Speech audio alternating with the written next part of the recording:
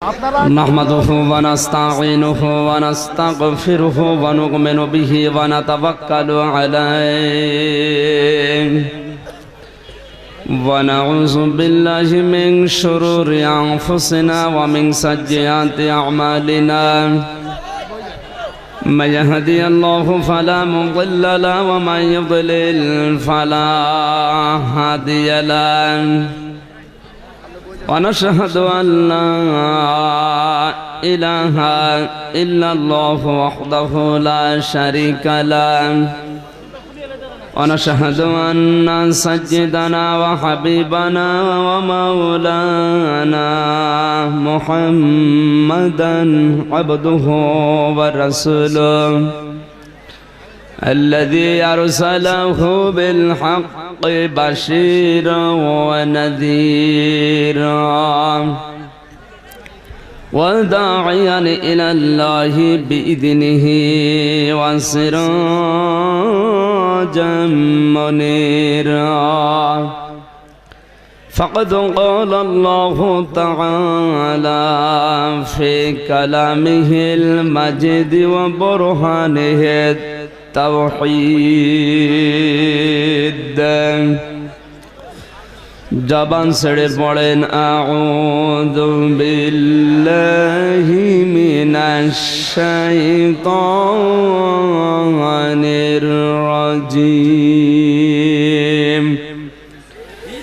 বিসমিল্লাহির রহমানির রহিম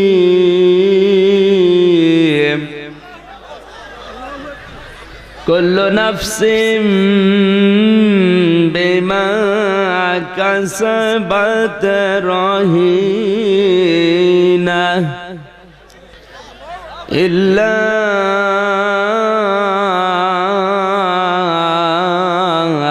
أصحاب اليمين في جنات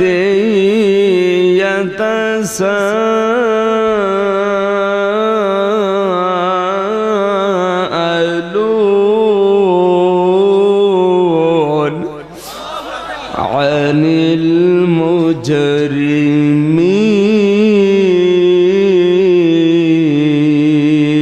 المجرمين ما سلككم في سقر قالوا لم نك من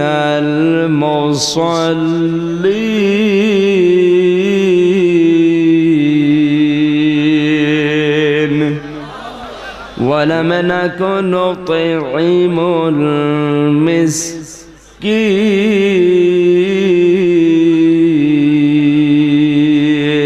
اللهم صل على آل سبحان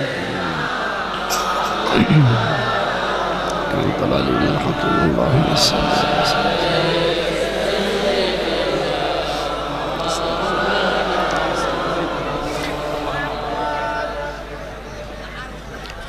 পয়দা হয়ে দিনের নবী না দেখিলেন বাবার মুখ 6 বছরের কালে গো নবীজি হারাইলেন মায়ের মুখ আল্লাহুম্মা সাল্লি আলা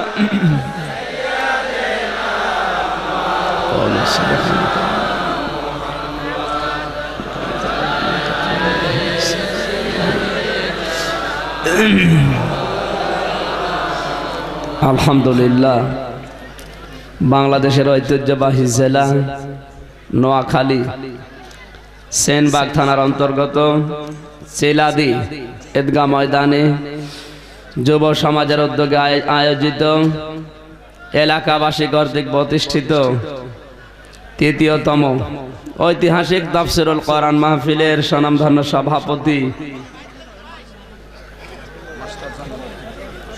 সারা জীবন যিনি জ্ঞানের আলো ছড়িয়েছেন অত্র এলাকার সর্বজন শ্রদ্ধাভাজন ব্যক্তিত্ব আমার মুরব্বী জনাব জয়নাল আবেদিন মাস্টার, আতালাল্লাহু উমরাহু ওয়া বারাকাল্লাহু ফি হায়াতি। জোরে বলেন আমিন। মাহফিলের প্রধান অতিথি, বিশিষ্ট রাজনীতিবিদ, সমাজসেবক, নোয়াখালীর কৃতি সন্তান বড় ভাই জনাব গোলাম কবির, আতালাল্লাহু উমরাহু ওয়া বারাকাল্লাহু ফি হায়াতি। জোরে বলেন আমিন। বিশেষ অতিথিবৃন্দ, আলোচনা রেখে ধন্য করলেন জনাব মাওলানা হুসাইন আহমেদ মাহফুজ, হাফেজ মাওলানা আব্দুর রহমান, কারি মোহাম্মদ আব্দুর রহিম। এ গোলামদের কথাগুলো বাস্তবে আমল করার তৌফিক আল্লাহ যেন আমাদের দান করেন। জোরে বলেন আমিন।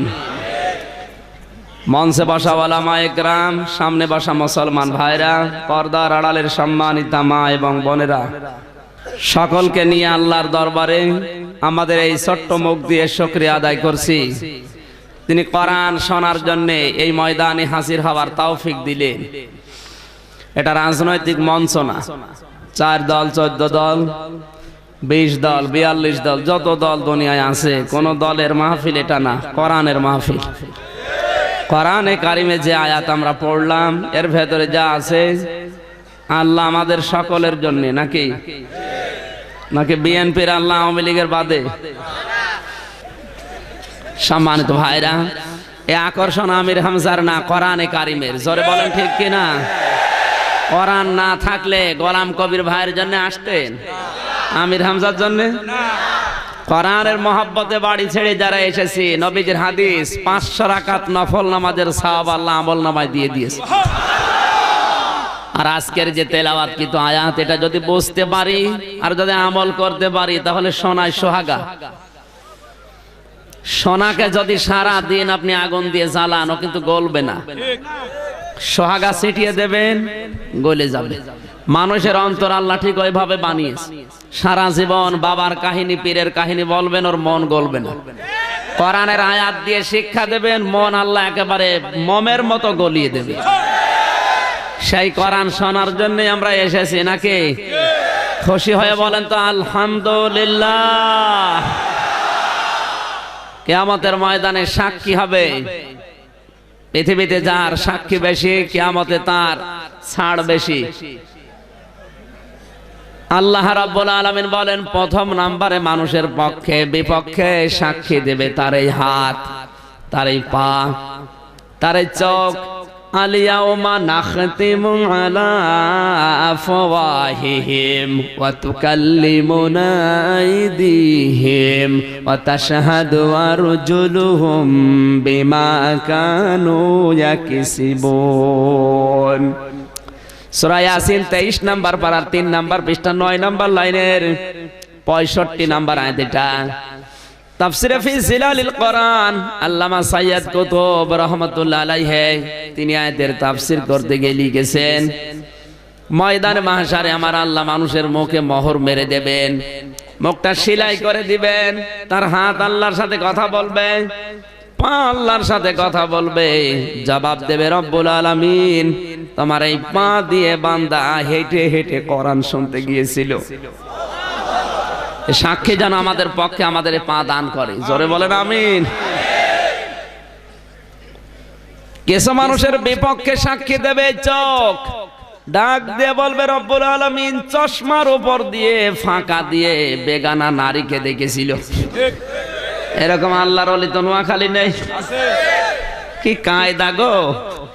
চশমা নাকের উপরে তুলে দেয়, উপর দিয়ে দেখে, মনে হচ্ছে কেউ টের পাচ্ছে না। কেউ দেখে না, দেখে কে? ইয়ালামু খায়িনাতাল আ'য়ুনি ওয়া মা তুফিস সুদূর। সূরা মুমিন 24 নম্বর পারা 8 নম্বর পৃষ্ঠার 2 নম্বর লাইনে আয়াতটি আছে। আল্লাহ বলেন, তোমার অন্তরের ভেতরে কি কামনা বাসনা হয়, তোমার চোখ বন্ধ করার পরে কোন নিয়তে খোলো কেউ জানে না, আমি আল্লাহ জেনে ফেলি। এই বিশ্বাস যদি কারো ভেতরে আসে, ও অন্যায় কোন দিকে দৃষ্টি দেবে? বলেন। এই সাক্ষী যদিও না মানতে চায়, দ্বিতীয় নম্বরে ওর সামনে হাজির করে দেবে আমার আল্লাহ কিরামান কাতিবিন, দুই কাঁধে বসে আছে। কিরামান কাতিবিনা ইয়ালামুনা মা তাফআলুন। সূরা ইনফিতারের 11-12 নম্বর আয়াত। কিরামান কাতিবিন এটা কিন্তু ফেরেশতা না। আমরা অনেকে মনে করি কিরামান একজন ফেরেশতা, কাতিবিন আর একজন ফেরেশতা। কিরামান মানে সম্মানিত, কাতিবিন দুইজন লেখক। সম্মানিত দুইজন লেখক আছে, এই দুইটার নাম ফেরেশতা, নাম কিন্তু কিরামান কাতিবিন না। কথা বোঝা গেছে? এরা সব লিখতেছে। মা ইয়ালফিযু মিন কাওলিন ইল্লা লাদাইহি রাকিবুন আতীদ। এমন কোন কথা বান্দা মুখ দিয়ে বের করে না যেটা সংরক্ষণের জন্য আমার ফেরেশতা কাঁধে বসে নেই। আপনি যে কথাই বলবেন ওইটা কিন্তু লিখিত। কিয়ামতের দিন যখন আপনার সামনে দেবে, ডাক দিয়ে বলবে রব্বুল আলামিন তোমার ফেরেশতা মানে এগুলো বানিয়ে লিখেছে।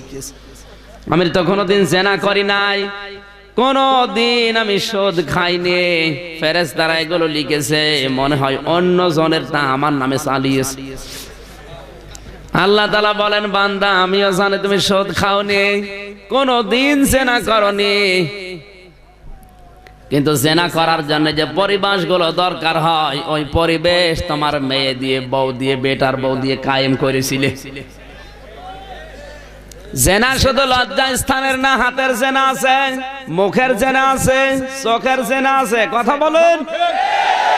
আজ যারা নিজেদের বউ দিয়ে, মেয়ে দিয়ে, বেটার বউ দিয়ে বেপরদায় ছেড়ে আনন্দ পায়, মনে করে আমার জিনিস আমি একা দেখবো, এলাকার মানুষের হক নেই, উনি হক আদায় করে বেড়াচ্ছে।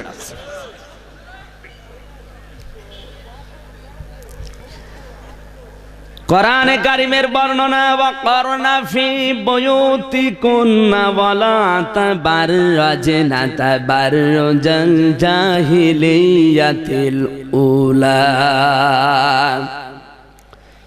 সূরা আহজাবের 33 নম্বর আয়াতের প্রথম অংশে আছে তাফসিরে মাযহারি আল্লামা সানাউল্লাহ পানিপতি রাহমাতুল্লাহ আলাইহি আয়াতের তাফসীর করতে গিয়ে লিখেছেন, এ মেয়েরা ঘরের পরিবেশে থাকবে, বাইরে যখন বের হবে রাস্তাঘাটে রূপ সৌন্দর্য প্রদর্শন করে জাহিলি যুগের মেয়েদের মতো বের হবে না। এখন জাহিলি যুগের মেয়ে ওইগুলো যারা চলচ্চিত্রে কাজ করছে, শুধু ওরাই না, এদের দেখে দেখে যারা চরিত্র বানাচ্ছে, ভারতের এই চ্যানেল দেখে যারা নিজেদেরকে সাজায়, কিরণমালা, কটকটি, না এরা কটকটি মার্কা বউ নেই, কটকটির মতো বউ যার কপালে, ও যে কোন জাহান্নামে আছে গো, কিছু বলতেও পারে না কাউকে, বললেই মার খাবে। যৌতুক নিয়ে যারা বিয়ে করেছে ওরা বর কাছে গোলাম। সত্যি করে বলেন তো যৌতুক নিয়েছেন কারা কারা? হাত তোলেন তো দেখি। এলাকায় যৌতুক নেই একজন শুধু, তাও তো আল্লাহর ওলি একটা আছে। যৌতুক নিয়েছে এই লক্ষ মানুষের ভেতরে মাত্র একজন, এই এলাকায় মেয়ে বিয়ে দেব। যৌতুক নেওয়ার ছাড়া আমার মনে হয় পায়খানা করে নিজে খেয়ে ফেলা ভালো। ও ফেলে দেওয়ার দরকার নেই, ফেলে দিয়ে বেকার সময় নষ্ট করবেন কেন? আমার যতটুকু গবেষণা আছে বাংলাদেশের পরিবারের উপরে, যে পরিবারে যৌতুক নিয়ে সংসার করছে ওই পুরুষ মানুষ আর পুরুষ নেই, ও আমার মনে হয় যোগাইলি হয়ে গেছে। কথা বলেন। কারণ যৌতুক নিলে পুরুষের দাম আর থাকে না, নারী পুরুষ সমান হয়ে যায়। এই কথা বলতে হবে। আপনি পরিবারে খোঁজ নিয়ে দেখবেন পুরুষের যে মর্যাদা আল্লাহ দিয়েছেন, আর রিজালু কাওয়ামুনা আলান নিসা বিমা ফাদ্দালাল্লাহু বা'দাহুম আলা বা'দ ওয়া বিমা আনফাকু মিন আমওয়ালিহিম। সূরা নিসা 5 নাম্বার পারার 2 নাম্বার পৃষ্ঠা 10 নাম্বার লাইনে 34 নাম্বার আয়াতের প্রথম অংশে আছে। কান লাগান, আমি কথা বলছি তা না, এখান থেকে শিক্ষা বের করব, এই জন্য বলছি। আল্লাহ বলেন পুরুষের মর্যাদা আমি নারীর উপরে নিচে বাড়িয়েছি। বাড়িয়েছে কে? আল্লাহ। নাকি দুনিয়ার মানুষ? আমার আল্লাহ বলেন আমি নিজে বাড়িয়ে দিলাম। কেন? পৃথিবীতে পুরুষের কাজ সব বাইরে আর মেয়েদের কাজ সব ঘরে, কি বলেন? কিন্তু দুইটা যখন সমান সমান হয়ে যায়, টায়ার যদি সারা জীবন ভেতরে যেটা আছে টিউব, ও বলে আমি সারা জীবন ভেতরে থাকলাম, এখন আমি বাইরে যাব, সাইকেল চলবে। ওদেরকে আল্লাহ ঘরের পরিবেশে থাকার জন্য নির্দেশ দিচ্ছে। আর পুরুষদেরকে আল্লাহ জানিয়েছেন তোমরা গাইডলাইন দাতা, অভিভাবক। যে পুরুষ আর অভিভাবক থাকে না, গাইডলাইন দিতে যোগ্যতা হারিয়ে ফেলে, ওই দেশে, ওই সমাজে, ওই পরিবারে নারী পুরুষ তখন সমান হয়ে যায়। আর নারী পুরুষ যেখানে সমান, ওখানে অবিচার বেশি। বলেন, ন্যায় বিচার থাকে না। কারণ কোরআনের আয়াত যেখানে মানুষ লঙ্ঘন করবে, ওই জায়গায় আল্লাহ বরকত তুলে নেবে। এজন্য আমাদের পরিবারের, সমাজের, রাষ্ট্রে মেয়েরা এখন রাজমিস্ত্রি আর স্বামীরা যোগাইলে। কিতাব থেকে বলছে যেই দেশে নারী পুরুষের দাম সমান, যেই দেশে ঘি আর তেলের দাম সমান, যেই দেশে আঙ্গুর আর আলুর দাম সমান, ওই দেশের মানুষ ন্যায় বিচারক না অবিচারক? পীর আর মরিদ যাচ্ছে কোন এক দেশের উপর দিয়ে, এমন দেশ, ওই দেশে ঘির দাম আর তেলের দাম সমান, আঙ্গুরের দাম আর আলুর দাম সমান। মরিদ বলছে পীর সাহেব আজব দেশে আসলাম, আমাদের দেশে ঘির দাম 500 টাকা আর তেলের দাম 100 টাকা, আর এখানে দুইটাই সমান। আমি কিন্তু ঘি খেয়ে এবার মোটা হয়ে যাব। আঙ্গুরের দাম 500 টাকা কেজি, আলুর দাম 20 টাকা, আর এই জায়গায় দুইটাই সমান, আমি শুধু আঙ্গুর খাবো। পীর সাহেব বলে এই মরিদ শোন, যে দেশে ঘি আর তেলের দাম সমান, ওই দেশের মানুষ সব জালেম। বলে আপনি বাদ দেন, আমি আপনার কথা মানি না, আপনি চলে যান, যান, আমি যাব না। ও আরামে ঘি খাচ্ছে, খেতে খেতে ওর ঘাড় হয়ে গেছে সেই রকম। হঠাৎ একদিন ওই দেশে দুই চোর চুরি করতে গিয়ে প্রাচীর পড়ে দুইটাই মারা গেছে। চোরের বাবা বাদশার কাছে বিচার দিয়েছে, বাদশাহ আমার দুইটা ছেলে চুরি করতে যে মরে গেছে প্রাচীরের নিচে পড়ে, আমি বিচার চাই। এর কি বিচার করা লাগে? যে বিচার দিতে যাবে ওর তো আরো বিচার হবে। যেহেতু ন্যায় বিচার ওই দেশে নেই, অবিচার। বাদশাহ বলে ঠিক, ডেকে ন্যায় বাড়িওয়ালাকে, ওর ফাঁসি দেব, ওর কারণে আমার দুইটা নাগরিক মরে গেল। বাড়িওয়ালা বলে আমার দোষ না, প্রাচীর তো দুর্বল করে আমি বানাইনি, বানিয়েছে মিস্ত্রি, রাজমিস্ত্রির দোষ। আমি তো সিমেন্ট বালি ইট সব সমান দিয়েছি, কিন্তু ওরা কম দিয়েছে, এই কারণে প্রাচীর দুর্বল হয়েছে। ঠিক আছে, তোরে মাফ করে দিলাম, মিস্ত্রিটাই কিনে আয়।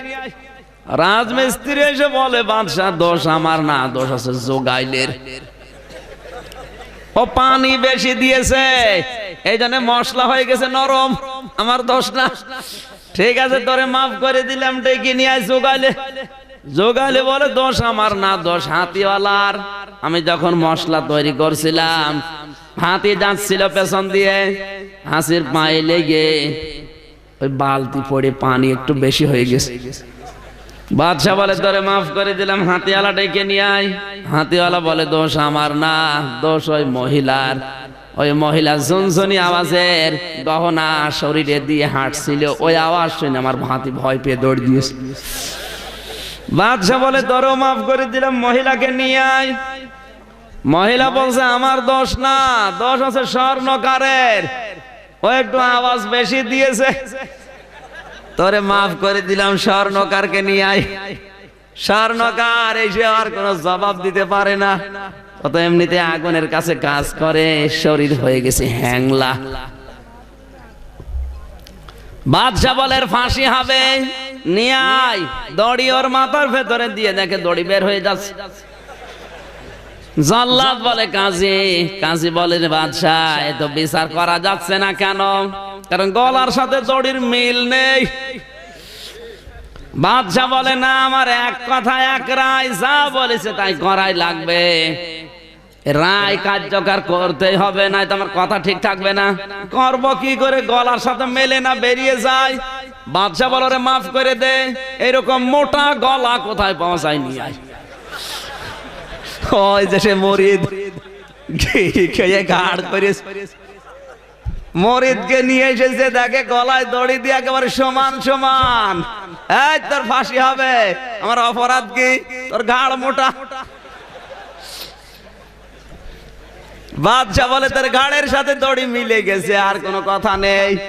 কিন্তু তোর তো বিদেশি মানুষ মনে হয়, তোর জীবনের শেষ ইচ্ছা কি? মরিদ চোখের পানি ফেলে দিয়ে বলে, বাদশা আমার জীবনের শেষ কথায় আমার পীর সাহেবকে আমি দেখবো। নিয়ে আয় ওর পীর সাহেব কোথায়? পীর যখন এসেছে, কানের কাছে মুখ নিয়ে বলছে, তোর ফাঁসি আমি দিতে দেব না, তোর কান্নাকাটি করার দরকার নেই। তোরে এত করে বললাম যে দেশে তেলের দাম আর ঘির দাম সমান, দেশের মানুষ সব জালেম, তুই কোন কারণে ঘি খেলি? বলে আমারে বাঁচান। বলে ওস্তাদের মার শেষে। ওস্তাদের মার কখন? সকালবেলা যখন তোরে ফাঁসি দিতে যাবে, আমি বলবো ফাঁসি আমারে দেন, তুই বলবে না ফাঁসি আমারে দেন, আমার ওস্তাদের বাঁচিয়ে দেন, পরে যা হয় আমি দেখবো। সকালবেলা ফাঁসির রায় দেওয়ার জন্য ওর গলার কাছে দড়ি দিয়েছে। ওস্তাদ বলে, বাদশাহ ফাঁসি আমারে দেন, আমার মরিদরে ছেড়ে দেন। মরিদ বলে, না আমার পীর সাহেব বেঁচে থাক, আমারে দেন। বাদশাহ বলে, দাঁড়া, এর ভেতরে রহস্য। মানুষ ফাঁসির কথা শুনলে কান্নাকাটি করে, আর এরা দুইজনই ফাঁসি নিতে চায়, এর ভেতরে রহস্য। মুরব্বিকে বলে, পীর সাহেব সত্যি করে বলেন এর ভেতরে কি আছে? পীর সাহেব বলে, বাদশাহ কি আছে বলা যাবে না। বলে, না বলাই লাগবে। পীর সাহেব বলে, কে বলবো? চোখ বন্ধ করে দেখলাম এই দড়ি যে গলায় নেবে, মরণের সঙ্গে সঙ্গে সে জান্নাত পেয়ে যাবে। বাদশাহ বলছে, দাঁড়া, আমার দেশে অন্য দেশের মানুষ এসে জান্নাত পাবে, দরকার নেই, ফাঁসি আমারে দে। আমি হাসির খোরাকি দেয় না। আমার ভাইরা, আমল নামাটা হাতে পাওয়ার পরে বান্দা আফসোস করবে, বলবে রব্বুল আলামিন আবদিআল কিতাব ফাতারাল মুজরিমিনা মুশফিকিনা মিম্মা ফিহি ওয়া ইয়াকুলুনা ইয়া ওয়াইলাতানা মা লিহাযাল কিতাবি লা ইউগাদিরু সাগীরাতাও ওয়ালা কাবীরাতান ইল্লা আহসাহা। সূরা কাহাফ 15 নম্বর পারা 18 নম্বর পৃষ্ঠা 3 নম্বর লাইনের 49 নম্বর আয়াতের প্রথম অংশে আছে, আল্লাহ তাআলা বলেন, এমন কিতাবের হাতে ধরিয়ে দেব, কিতাবটা হাতে নিয়ে পড়তে পড়তে আশ্চর্য হয়ে বলবে রব্বুল আলামিন, এ কেমন কিতাব দিলে, ছোট গোনা বড় গোনা একটাও বাদ যায়নি, সব দেখি হাজির। এগুলো দেখে আফসোস করার আগে যতদিন আজরাইল না আসে ততদিন এই আফসোসটা কমপ্লিট করার দায়িত্ব আমাদের। দুনিয়া থেকে যারা বিদায় নিয়েছে, আমরা যাদের আল্লাহর ওলি বলি, ওদের কিন্তু জীবনের এইটাই ছিল। একজনের জীবনী পড়লাম আজকে। লোকটা বাজারে গেছে মাছ কিনতে, সদাই করার পরে দোকানদারকে 100 টাকা দিয়েছে। টাকাটা নিয়ে লোকটা ওলট পালট করে বলে, হুজুরের টাকাটা অচল, আপনি নিয়ে যান, এটা চলে না, অন্যদিন দিয়ে যাবেন। কথা বলার সঙ্গে সঙ্গে লোকটা সেন্সলেস হয়ে পড়ে গেছে। লোকজন এসে বলে, দোকানদারকে মেরেছেন? দোকানদার বলে, না আমার তো অপরাধ নেই, আমি তো মারিও নাই, ও নিজে নিজে অজ্ঞান হয়ে গেছে, আগে ওর হুঁশ ফেরান। মাথায় পানি দিয়ে বাতাস দিয়ে যখন হুঁশ এসেছে, জিজ্ঞাসা করে, আপনি অজ্ঞান হয়ে গেলেন কেন? আল্লাহর বুজুর্গ বান্দা বলে, এ পৃথিবীর মানুষেরা, দোকানদার আমারে কিছু বলে নাই, আর আমি অজ্ঞান হয়েছি এই কারণে এই টাকার নোটটা দিয়েছিলাম। ওলট পালট করে বলো, হুজুর এটা অচল, চলে না। সঙ্গে সঙ্গে আমার মগজের ভেতরে একটা, ব্রেনের ভেতরে একটা চিন্তা এসেছে, আমারও তো একটা 100 টাকার নোট আছে, তার নাম হায়াত। 50, 60, 70 বছর জীবনের হায়াত। আমি যদি এখনই মারা যাই, আর আমার আল্লাহ যদি হায়াতের দিকে তাকিয়ে দেখে, চোখ বলানোর পরে যদি বলে, বান্দা এবার আমল নামায় হায়াত তো অচল, চলে না, কারণ এর ভেতরে সুদের গোনা পাওয়া যায়, এর ভেতরে ঘুষের গোনা পাওয়া যায়, এর ভেতরে বেপরদার গোনা পাওয়া যায়, মানুষের উপর অত্যাচারের গোনা পাওয়া যায়। এটা দিয়ে আমার জান্নাতে যাওয়া যাবে না, তখন আমার কি হবে ওই চিন্তা করে আমি অজ্ঞান হয়ে গেছি। তাদের সেন্স ছিল কি, আর আমরা কোন রাস্তায় আছি? সাক্ষীর কথা এমনি বলছি না, আমাদের পক্ষে সাক্ষী দেওয়ার মতো কিছুই নেই। কথা বলেন না কেন? এমনকি যে জমিনে দাঁড়িয়ে আছে ওই জমিন পর্যন্ত আমাদের বিরুদ্ধে। কারণটা কি?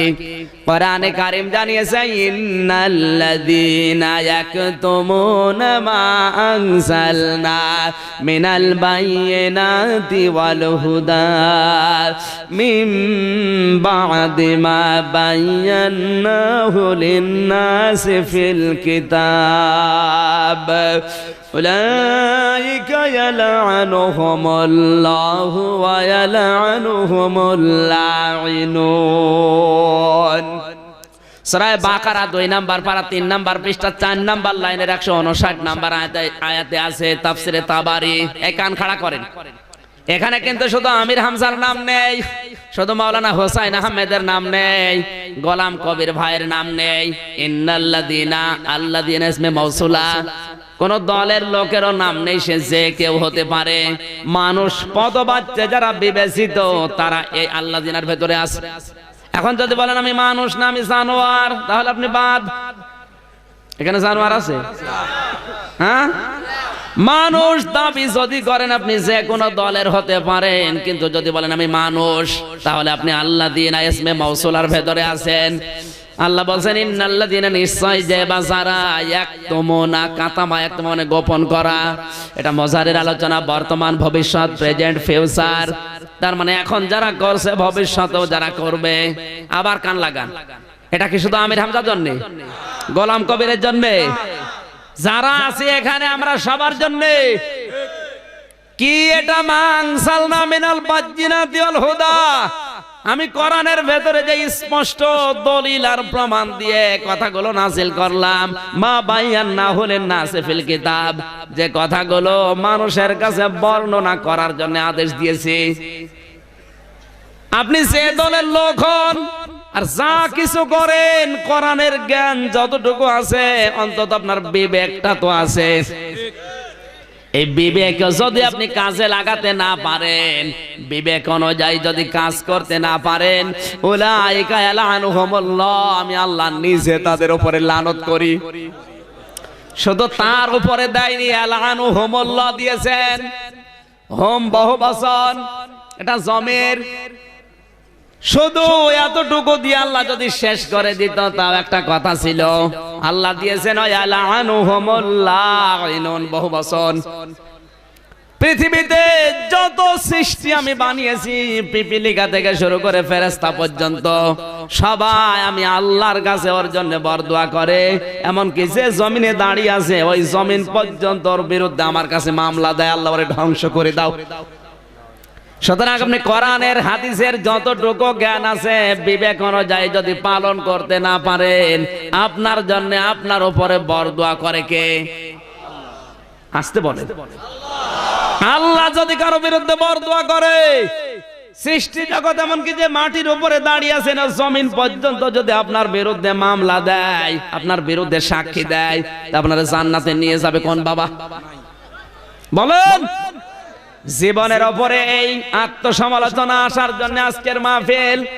কয়েকদিন আগে রাজবাড়ির গোয়ালন্দ ঘাটে একটা অনুষ্ঠান ছিল। এই যে রক্সি রং কোম্পানির মালিক, নাম শুনেছেন? কত টাকা আছে ও নিজেও জানে না। প্রতি বছরে বছরে 8 রশির ওই দরবারে, খাজা বাবার দরবারে প্রায় 3 ট্রাক করে গরু পাঠাতো। 3 ট্রাক গরু কত দাম হবে হিসাব করেন। এতগুলো টাকার গরুও পাঠিয়ে দিত। ওনাকে আমি ইসলাম সম্পর্কে একটা স্পষ্ট ধারণা দেওয়ার জন্য বসালাম পাশে। 1.5 ঘন্টার আলোচনার পরে আমার বলছো, হুজুর আপনি এতদিন আমি মনে করতাম আমার ওই বাবাই রব, বাবাই সব। আমার ব্যবসা বাণিজ্য মনে হয় বাবাই বরকত দেয়, কিন্তু এখন আপনি কোরআন দিয়ে হাদিস দিয়ে যেটা বোঝালেন আমার জ্ঞানের চোখ খুলে গেছে, আমি আর ওই ভ্রান্ত ধারণায় নেই। এই 3টি রাগ গরু কিনতে যত টাকা লাগে আগামীতে আমি কোরআনের তাফসীর মাহফিল ওই টাকাগুলো খরচ করব।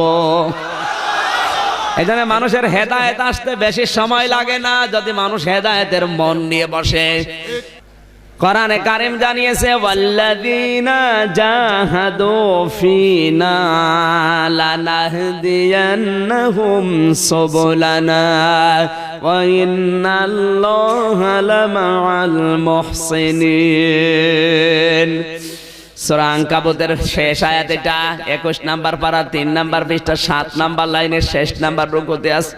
আল্লাহ বলেন কোন মানুষ যদি আমাকে পাওয়ার জন্য চেষ্টা করে, সাধনা করে, ওকে আমি আল্লাহ হেদায়েতের রাস্তা দেওয়ার জন্য হাজার হাজার পথ উন্মুক্ত করে দেই। আজ আমরা হেদায়েত পাওয়ার জন্য এসেছি এই মাহফিলে নাকি বলেন? এখানে আল্লাহ সাবিল দিতে পারতেন, না দিয়ে সবল দিয়েছেন। সাবিল এক বচন, সবল বহু বচন। আপনাকে জান্নাতে নেওয়ার জন্য যতগুলো রাস্তা লাগে, যতগুলো পথ লাগে, আমার আল্লাহ আপনার জন্য বের করে দেবে। যে কোনো পথ দিয়ে আপনাকে আল্লাহ হেদায়েত দিয়ে তারপরে মরণ দেবে, কিন্তু ওই রকম মন নিয়ে আসা লাগবে। কারণ কোরআন শরীফ আল্লাহর নবী আবু বকরের সামনেও পড়েছিলেন, আবু জেহেলের সামনেও পড়েছিলেন। আবু বকর কোরআন শুনে তার ঈমান বেড়ে গেছে, আর আবু জেহেল কোরআন শুনে তার শয়তানি বেড়েছে। এখানে আবু বকরের মতো মন নিয়ে যারা বসে আছে, আল্লাহর কসম মাস্ট বি ওদের ঈমান বাড়বে, যাদাতহুম ঈমানা। আর আবু বকরের মতো যদি ঈমান বেড়ে যায়, কিয়ামত পর্যন্ত আপনি দোয়া পাবেন। নিজের চোখে দেখে আসলাম আবু বকরের কবর। দুনিয়াতে যারা আল্লাহর নবীকে সালাম দিতে যায়, শুধু নবীকে দেয় না, আল্লাহর নবীর পাশে আবু বকর ঘুমিয়ে আছে, আবু বকরকেও সালাম দেওয়া লাগছে। কথা বলছেন না কেন? আপনি কোরআন শুনে যদি এরকম যোগ্যতা অর্জন করতে পারেন, আপনি হয়তো 20 বছর পরে থাকবেন না, কিয়ামত পর্যন্ত দুনিয়ায় যারা আসবে তারা আপনার নাম শুনলে আল্লাহর কাছে দোয়া করবে, আল্লাহ মুমিন নারী পুরুষদেরকে তুমি মাফ করো, তার ভেতরে আপনিও থাকবেন। আর যাতে কোরআন শোনার পরে আবু জেহেলের মতো শয়তানি বাড়ে, ওর কবর দেখে আসলাম বদরের ময়দানে। আবু জেহেলকে তো আমাদের মতো আদর করে মাটি দেয়নি, ওরে উদ্ধ করে দিয়েছে। 70 জন কাফেরকে এক কবরের ভেতরে মাটি দিয়েছিল, চাপা মাটি। ড্রাইভার আমারে বলছে হুজুর এত পানি দেওয়া হয় কিন্তু এর কবরে কোনো কাজ হয় না, হইলেই মারা যায়। আল্লাহ মনে হয় জান্নাতের শরবত খাওয়াচ্ছে না, শুধু একজন বলছে, বাকিগুলো হা। ওর কবরে যে জাহান্নামের আগুন জ্বলছে সন্দেহ আছে। পাশেই তো সাহাবীদের কবর দেখলাম, 14 জন সাহাবী শহীদ হয়েছিল বদরের ময়দানে। এই পাশে বিশাল খেজুর বাগান, তরতর করে পানি উঠতেছে নিচ দিয়ে।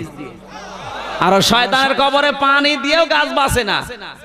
আবু জেহেলের মতো যদি তৈরি হয় আপনার ঈমান, আপনার কবর পাকা কেন 14 তলা করলেও নিচে আল্লাহ আগুন লাগিয়ে দেবে। এজন্য কোরআন শরীফের পক্ষে যারা দুনিয়ায় থাকবে, ওদের ভাগ্য পরিবর্তন করতে আল্লাহ বেশি সময় নেবে না। এই মাহফিলের মাধ্যমে আমরা কোরআনের পক্ষে অবস্থান নেব। কথা বলেন।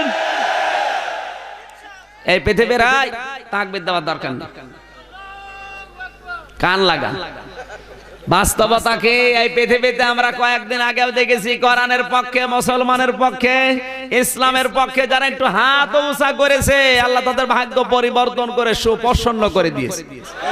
এই যে সাংবাদিক জাইদি বুশকে মেরেছিল জুতা দিয়ে, মুসলমানের পক্ষে অবস্থান নিয়েছে, কারণ বুশ ছিল পৃথিবীর সবচেয়ে বড় জালেম। কথা বলুন।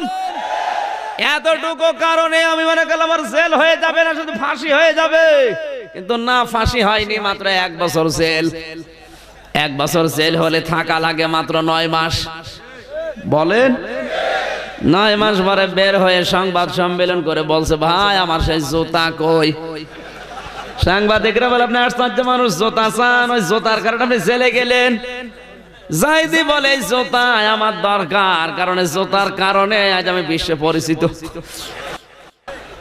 এই জুতা দিয়ে আমি বিশ্ব বিয়াদব বুশকে মেরেছি, ওই জুতা আমার দরকার। সাংবাদিকরা বলে আপনি জেলখানায় যাওয়ার পরে যত আমরা নিলামে তুলেছিলাম এত চড়া দামে বিক্রি হয়েছে, আপনার 14 বংশ বসে খাবে, টাকা ফোরাবে না। কোরআনের আয়াতেও দলিল আল্লাহ দিয়েছেন, তাহা মা আনজালনা আলাইকাল কুরআনা লিতাশকা।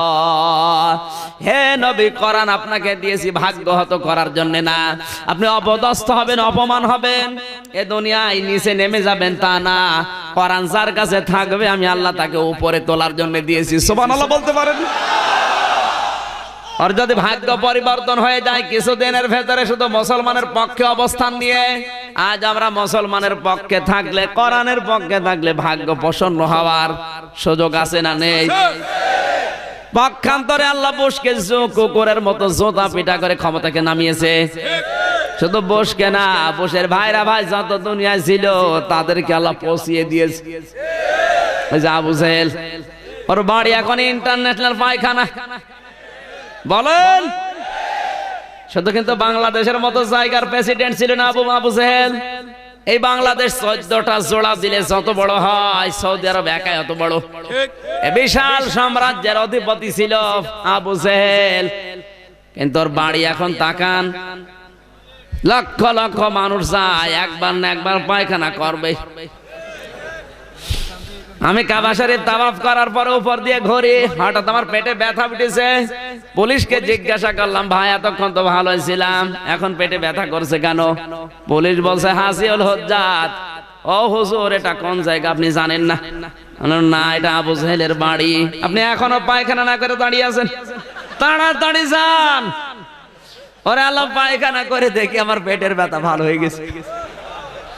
হাসির খোরাকি দেন, এখানে শিক্ষা আছে। আল্লাহ আমাকে জানাতে চেয়েছে, আমির হামজা কয়েক লাখ টাকা খরচ করে বাংলাদেশ থেকে আসলে, আরে শয়তানের মুখে পায়খানা না করে চলে যাবা, তাড়াতাড়ি করো, পেটের ব্যথা বাড়িয়ে দিলাম। এটা বলার আমার উদ্দেশ্য এই, কোরআনের বিপক্ষে, মুসলমানদের বিপক্ষে যদি কেউ অবস্থান করে, ওকে আমার আল্লাহ কিন্তু অপদস্থ করে নিচে নামাতে বেশি সময় নেয় না। আর প্রমাণ দেওয়া লাগবে? কোরআনের পক্ষে আমরা থেকে আমাদের সাক্ষী যেন বৃদ্ধি হয়, কারণ যে জমিনে আছে ওই জমিনও বিপক্ষে যাবে যদি কোরআনের সত্য কথা কেউ গোপন করে। এটা শুধু আলেমের কাজ না, যে যতটুকু জানে ওইটাই প্রচার করা লাগবে। যার যতটুকু আছে ওইটা যদি কেউ প্রচার না করে, তার খবর আছে। কারণ বিবেক সবাইকে আল্লাহ দেয়নি। গরু ছাগলের বিবেক আছে? বলেন, এই পৃথিবীতে বিবেক আছে শুধুমাত্র মানুষের। এজন্য কোরআন জানিয়েছে, ইন্না শাররাদ দাওয়াবি ইনদাল্লাহিস সাম্মুল বুকুমুল লাযিনা লা ইয়াকিলুন। সূরা আনফাল 9 নাম্বার পারা 18 নাম্বার পৃষ্ঠা 9 নাম্বার লাইনে 3 নাম্বার রুকুর 22 নাম্বার আয়াত। এটা তাফসীরে মনির থেকে বলছে, আল্লাহ তাআলা বলেন, পৃথিবীতে সবচাইতে নিকৃষ্ট আমি আল্লাহর কাছে তারা যাদের বিবেক আছে কিন্তু কাজে লাগায় না। প্রতিদিন পেপার পত্রিকায়, টিভির পর্দায় কত কায়দায় ভেসে আসতেছে অন্যায়গুলো। অনেকে আছে দেখার পরও না দেখার ভান করে থাকে, শুধু নিজের দলের লোক, এই জন্য কিছু বলে না। শয়তান তোমার বিবেক গেছে কোন জায়গায়? দল করবাতে অন্ধভাবে বিবেক আল্লাহ তোমাকে দিয়েছে, এর হিসাব নেবেন। এজন্য বিবেক যারা কাজে লাগাবে না তাদেরকে আমার আল্লাহ জাহান্নামী বলে ঘোষণা দিয়েছেন সূরা আরাফের 189 নাম্বার আয়াতে। ওয়ালাকাদ যারানা লি জাহান্নামা কাসীরাম মিনাল জিন্নি ওয়াল ইনসি লাহুম কুলুবুল লা ইয়াফকাহুনা বিহা। অধিকাংশ মানুষ আর জিনকে জাহান্নামে দেব, এমনি দেব না। 3টা ইন্দ্রিয় শক্তি যাদের আছে কিন্তু তাদের কাজে লাগেনি। তার 1 নম্বরে বিবেক।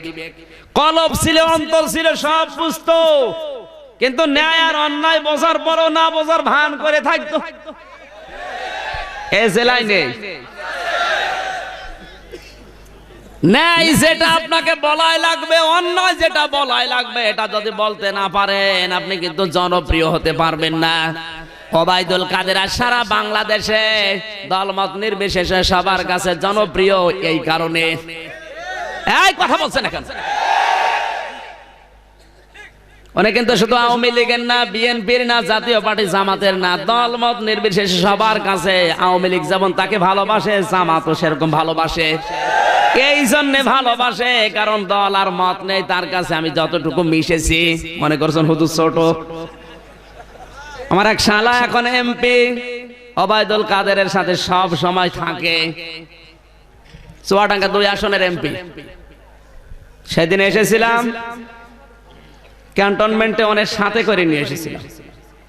আপনাদের এই ঢাকা দোহারে 24 তারিখে একটা মাহফিল আছে, আপনাদের নোয়াখালীর এই কৃতি সন্তান আছে প্রধান অতিথি জনাব ওবায়দুল কাদের ভাই, আমাকে প্রধান বক্তা দিয়েছে, ওনাকে প্রধান অতিথি দিয়েছে। আমার আলোচনার বিষয় ওই দিন দিয়েছে বিবেক। আমি যেন বোঝাতে পারি বাস্তবতা দিয়ে, কোরআন আর হাদিস দিয়ে। জোরে বলেন আমিন। আমি যেখানে কথা বলি আল্লাহর দিকে তাকিয়ে বলি, কে কোন দল করে ওটা আমার দেখার দরকার নেই। আজ আমার বিবেকটা কাজে লাগে না, এজন্য আমি মানুষের ভেতরে আর নেই। কুকুরের দাম যেই রকম আল্লাহর কাছে, আমার দামও ওই রকম, কারণ আমার বিবেক ছিল, কাজে লাগে। এরকম বিবেক কাজে লাগায় না এ মানুষ তো নোয়াখালী নেই। কাদের বিবেক কাজে লাগে না হাত তোলেন তো। দরুদ আর সালাম পড়ি আমাদের নবী, যাকে সালাম দিচ্ছে আমার আল্লাহ নিজে। আল্লাহর সালাম কিন্তু আমাদের মতো না, আল্লাহর সালাম হচ্ছে রহমত নাজিল করা।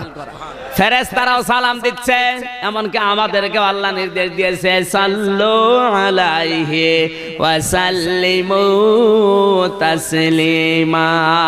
তোমরাও নবীর উপরে সাল্লিমু তাসলিমা, যথাযথ হক আদায় করে সালাম দাও। এখানে যথাযথ হক আদায় করে সালাম দেওয়া মানে কি? বসা থেকে দাঁড়িয়ে যাবেন? বলেন। বিশ্ব নবীকে সালাম দেওয়ার অর্থ হচ্ছে তার আদর্শ যেখানে যেইভাবে ছিল ওইভাবে অনুসরণ করা। আসতে বলেন। নবীজি যেমন নামাজের পরে, খাবারের পরে মিষ্টি খেয়েছেন, আল্লাহর নবী যেমন এটা আদর্শ, এটা যদি সুন্নত পালন করে কেউ মনে করে পালন করে তার সওয়াব হবে, হবে না? নবীজি দাঁড়িয়ে রেখেছিলেন, কেউ যদি এটা মনে করে দাঁড়িয়ে রাখে তার সওয়াব হবে না, হবে না? বিশ্ব নবী তায়েফের ময়দানে রক্ত দিয়েছেন, এই ময়দানেও যদি কেউ যায় তারও সওয়াব হবে। আমরা শুধু খাবারের পরে মিষ্টি খাওয়া সুন্নত, মেসাক করা সুন্নত, মাটি মাথায় দেওয়া সুন্নত, এই সমস্ত সুন্নতে আছে। বিশ্ব নবী যে রক্ত ঝরিয়েছে এই সুন্নতে আমরা এখন নেই। কারণ এই দেশের মুসলমান, বিশেষ করে ভারত, বাংলাদেশের, পাকিস্তান, আমি বিশ্বের 228টা রাষ্ট্র সম্পর্কে যতটুকুই পড়েছি, বিশেষ করে বাংলাদেশ, ভারত আর পাকিস্তান, এই 3টা দেশের মুসলমানেরা শুধু খাবারের পাগল। কোন কায়দায় খাবার পাওয়া যায় মানুষ সেখানে ভিড় করে। এই যে আটরশি যান, গরু হাজারে হাজার, মানুষও লাখে লাখে। আমি 3-3 গেছি, জিজ্ঞাসা করছি ভাই এসেছেন কোথা থেকে? বলছে মাদারীপুর থেকে, বরিশাল থেকে। কেন আসলেন এত দূর থেকে? বলছে হুজুর কিছু না হয়, খাওয়া হয়। মুরিদ হয় না হয়, না হয় খাওয়া তো হচ্ছে। মুসলমান এখন খাবারের পাগল, কোন কায়দায় কিভাবে খাওয়া যায় শুধু ওই ধান্দায় থাকে। কথা বলে না কেন? উপন্যাস পড়েছিলাম একটা, কষ্ট হচ্ছে। এক খ্রিস্টান, এক ইহুদি আর এক মুসলমান, 3 জন মিলে দস্তি করেছে। কিছু দূর যাওয়ার পরে মুসলমান বলছে ভাই খাবারের দরকার, ওর টার্গেট শুধু খাওয়া। সন্ধ্যা হয়ে যাচ্ছে, এক গাছের নিচে আশ্রয় নিয়েছে। 3 জন মিলে টাকা তুলে কিছু খাবার নিয়ে এসেছে। দোকানদার বলে 4টা রুটি আছে, 3টা নিলে একটা ফাও দিয়ে দিয়েছে। 3 জন মিলে 3 রুটি খেয়েছে। মুসলমান বলছে ওইটা রেখে লাভ নেই, ওইটা ছিঁড়ে ছিঁড়ে খেয়ে ফেলি, ওর ধান্দা শুধু খাওয়া। ইহুদি খ্রিস্টান বলে ভাই এতক্ষণ তো খেলাম, এখন থাক, এখন আমরা সবাই গাছের নিচে ঘুমিয়ে যাব। যে আশ্চর্য স্বপ্ন দেখবে সে খাবে রুটি। অসুবিধা নেই, ঘুমান। ওদের ঘুম পাড়িও তো ঘুমায়নি। ওরা যখন ঘুমিয়ে নাক ডাকায়, ও আস্তে করে ওইটা রুটি খেয়ে মুখ মুছে এবার শুয়ে আছে। খ্রিস্টান ওইটা ডাক দিয়ে বলে ভাই ওঠেন, আমার স্বপ্ন বড় আশ্চর্য। কি স্বপ্ন দেখলে তুমি? খ্রিস্টান বলছে আমি স্বপ্নের ভেতরে দেখি আমি প্রথম আসমানে হাজির, আমার নবী ঈসা আলাইহিস সালামের সাথে আমার দেখা। আমারে বলে উম্মত তোর উপর আমি খুশি, ওই যে রুটি আছে তুই খাবি। রুটি আমার নবী বলে দিয়েছে, আমার বরাতে আছে। রুটি তো আমার, রুটি আছে, রুটি তো সবার। ইহুদি বলে তোমার স্বপ্ন হলো, তুমি তো প্রথম আসমানে। আমি স্বপ্ন দেখি আমি ষষ্ঠ আসমানে চলে গেছি, আমার নবী মুসা আলাইহিস সালামের সাথে আমার দেখা। আমারে বলে উম্মত, তোর জীবন যৌবন আমার কাছে ভালো লেগেছে, ওই যে রুটি আছে তুই খাবি। আমার নবী আমার এত উপরে নিয়ে এই কথা বলেছে, রুটি তো আমার, রুটি আছে। মুসলমানকে ডাক দিয়ে তুলতে চাই কিন্তু ওঠে না, তো জেগে জেগে ঘুমাচ্ছে। মানুষ এমনিতেই ঘুমিয়ে থাকলে তোলা যায়, কিন্তু জেগে ঘুমালে তোলা যায় না। সিমটি দিয়ে তুলে ডাক দিয়ে বলে এখনো ঘুমা, রুটি আমাদের হয়ে গেছে। মুসলমান বলে কে? তোমাদের তো স্বপ্ন আমি সবই শুনেছি। আমার স্বপ্ন জানো? আমারটা আরো আশ্চর্য। তোমরা যখন ঘুমিয়ে আছো, আমি দেখি বিশাল এক দৈত্য বড় একটা মগর নিয়ে এসে আমার মাথার কাছে দিয়ে বলে এই মুসলমান রুটি খা। কি করবো, জীবন বাঁচানোর তাগিদে রুটি খেয়ে ফেলিস। ইহুদি খ্রিস্টান বলে ভাই এত বড় বিপদ গেল, আমাদের ডাকতে পারলে না। বলে ডাকবো কি করে? একজন আছে প্রথম আসমানে, একজন ষষ্ঠ আসমানে। ওরা বলছে যাক বিপদ কেটে গেছে, এই ভালো আছে, শুধু খাবারের ধান্দায়। আজ যেই মহব্বত গুলো চলছে রাসূলের উপরে, এই যে রবিউল আউয়াল মাস চলে গেল, শুধু মহব্বত দেখানোর জন্য রবিউল আউয়াল আসে নাই। রবিউল আউয়াল এসেছিল এই পৃথিবীতে বিশ্ব নবীকে অনুসরণ করার জন্য। এজন্য কোরআনে কারিমে আমার আল্লাহ জানিয়েছেন কুল ইন কুনতুম তুহিব্বুনাল্লাহা ফাত্তাবিউনি ইউহিব্বুকুমুল্লাহ ওয়া ইয়াগফির লাকুম যুনুবাকুম আল্লাহু গফুরুর রহিম। সূরা আলে ইমরান 3 নাম্বার পারা 13 নাম্বার পৃষ্ঠা 3 নাম্বার লাইনে 4 নাম্বার রুকুর 31 নাম্বার আয়াত। এটা কোরআনে কারীমের 3 নাম্বার সূরা। তাফসিরে ফি জিলালিল কোরআন আল্লামা সাইয়্যিদ কুতুব রাহমাতুল্লাহ আলাইহি তাফসীর করতে গিয়ে লিখেছেন, আল্লাহ তাআলা বলেন নবী আপনি বলুন যদি তোমরা আল্লাহর ভালোবাসা পেতে চাও, আওয়ামী লীগ বিএনপি জাতীয় চরমনা সবাই আমরা ভালোবাসা চাই কার? আরো জোরে বলেন। রাজনৈতিক আদর্শ আমাদের আলাদা থাকতেই পারে, কিন্তু আমরা সবাই আমার আল্লাহকে ভালোবাসতে চাই। আল্লাহ বলেন আমাকে ভালোবাসা দরকার নেই, আমাকে যদি ভালোবাসে প্রমাণ দিতে চাও ফাত্তাবিউনি, আমার রাসূলের অনুসরণ করো। কি করো? অনুসরণ। আমার রাসূলকে দেখে দেখে চলবাই। যে তাবউন শব্দটা আছে, তাবাইন 3টি অক্ষরের সমন্বয়ে শব্দটা গঠিত। কোন সেন্টেন্সে যদি তাবউন শব্দটা পান, অভিধান বেত্তা যারা লিখেছেন একটা সামনে দিয়ে মানুষ হেঁটে যাচ্ছে, কতটুকু পায়ের ডিস্টেন্স রেখে চলে, হাত কিভাবে নাড়ায়, মাজা কিভাবে নাড়াচ্ছে, ওইটা দেখে দেখে ওই জায়গায় পা ফেলে চলার নাম তাবউন। জন্ম থেকে মৃত্যু পর্যন্ত নবী যেই কায়দায় চলেছিলেন ঠিক ওই কায়দায় ওই জায়গায় অনুসরণ করে চলার নাম কি? আরো জোরে বলেন। এটা যদি কেউ করতে পারে, আমি আল্লাহ বললাম ইউহিব্বুকুমুল্লাহ, তখন আমি নিজেই তোমাদেরকে ভালোবাসবো। আর আমি আল্লাহ যদি কাউকে ভালোবাসি, দুইটা পুরস্কার দেব, ওয়া ইয়াগফির লাকুম যুনুবাকুম। এক ফের এটা মজারে, বর্তমান ভবিষ্যৎ প্রেজেন্ট ফিউচার, জাম্বুন 1 বছর, জুনুব বহু বছর। আমি আল্লাহ যদি কাউকে ভালোবাসি, ওর জীবনের যত গুনাহ আমি আল্লাহ সব মাফ করে দেব। সুতরাং এই মুহূর্তে যদি কেউ সিদ্ধান্ত নেয় রাসূলের অনুসরণ ছাড়া আর দুনিয়ায় কোনোদিন একটা নিঃশ্বাসও নেব না, যখন থেকে সিদ্ধান্ত নেবেন তখন থেকে ওই সময় থেকে আপনাকে আল্লাহ মাফ করে দেবে। কারণ এক ফের বর্তমান ভবিষ্যৎ, আল্লাহর ওয়াদা মিথ্যা হয়। আরো জোরে বলেন। যারা অনুসরণ করেছে দুনিয়ায় তাদের দিকে তাকান, যারা অনুসরণ করেছে তাদেরকে আল্লাহ মাফ করে দিয়েছে। অনেকে বলে ভালোবাসি শুধু আমার অনুসরণ নেই, কখনো না। অনুসরণ যারা করবে তারা তো ভালোবেসেই করছে। ভালোবাসা না থাকলে কাউকে কেউ অনুসরণ করে? ভালোবাসা কাকে বলে আর অনুসরণ কাকে বলে? কান লাগান। এটা কোরআন হাদিস না, শিক্ষার জন্য বলছি, নাকি এটা বাদ দিয়ে দেব? কোরআন হাদিস না শিক্ষার জন্য বলছি, পড়েছিলাম বইতে এই জন্য। লাইলি মজনুর নাম আমরা শুনেছি, এটা কল্প কাহিনী, এটা কিন্তু কোরআনে হাদিসে ইসলামের ইতিহাসে নেই, এটা কল্প কাহিনী। একটা কুকুর হেঁটে যাচ্ছে, মজনু এসে কুকুরকে জড়িয়ে ধরেছে। মানুষজন বলে তুমি কি পাগল, কুকুরের গায়ে হাত দিয়ে চমা খাও। মজনু ডাক দিয়ে বলে আমার এই চোখ যদি তোর চোখে লাগিয়ে দেয় তুই ওই কুকুরকে চমা খাবে, কারণ এই কুকুর সাধারণ কুকুর না, এটা লাইলের গ্রামের কুকুর। একটা মেয়ের মহব্বতে পড়ে তার গ্রামের কুকুর পর্যন্ত যদি তার কাছে মহব্বতের ভালোবাসার পাত্র হয়ে যায়। আপনি রাসূলকে ভালোবাসেন, আল্লাহর নবীর সুন্নাত আপনার ভেতরে পাওয়া যায় না, কি ভালোবাসেন ঠিক বলেন? নবীজির কোন সুন্নাত আপনার পরিবারে নেই, সমাজে নেই, বিচার ব্যবস্থায় নেই, রাষ্ট্রে নেই, কি দিয়ে ভালোবাসছেন বলেন? শুধু খাবারের পরে মিষ্টি খাওয়া ভালোবাসা, তার মানে আরো খাবার চাই।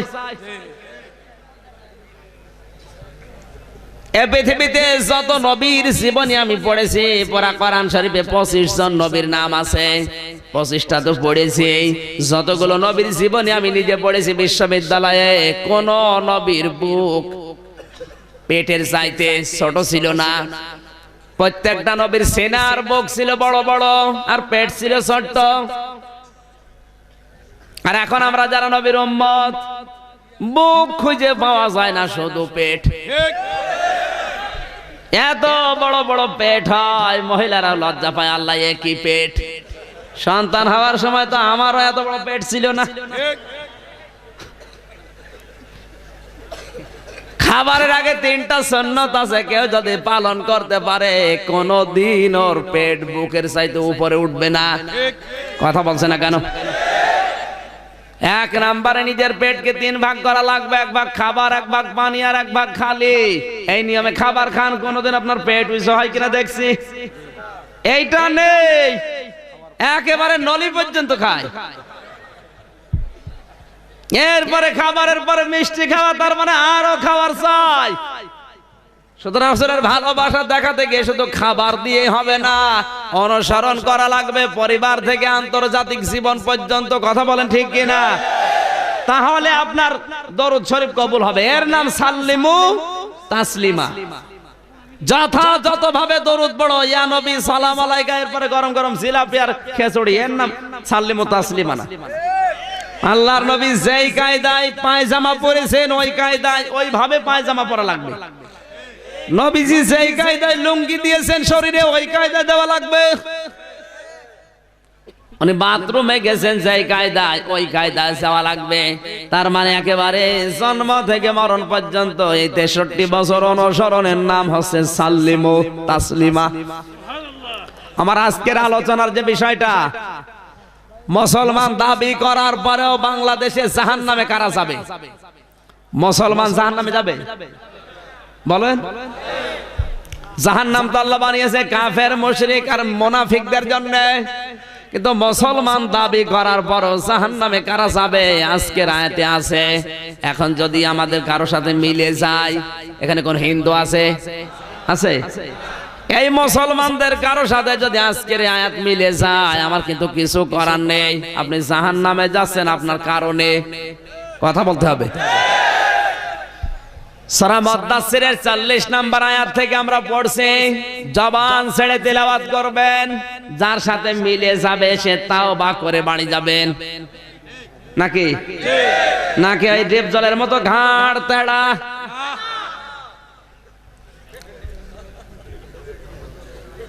জবান ছেড়ে পড়বেন, শয়তান যেন আশপাশে না থাকে। আউযু বিল্লাহি মিনাশ শাইতানির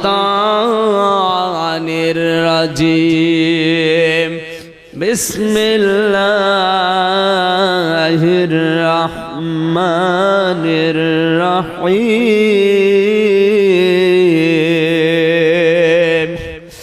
ফি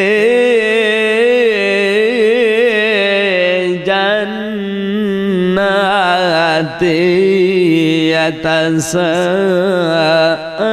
ইয়াতাসাআলুন আনিল মুজরিমিন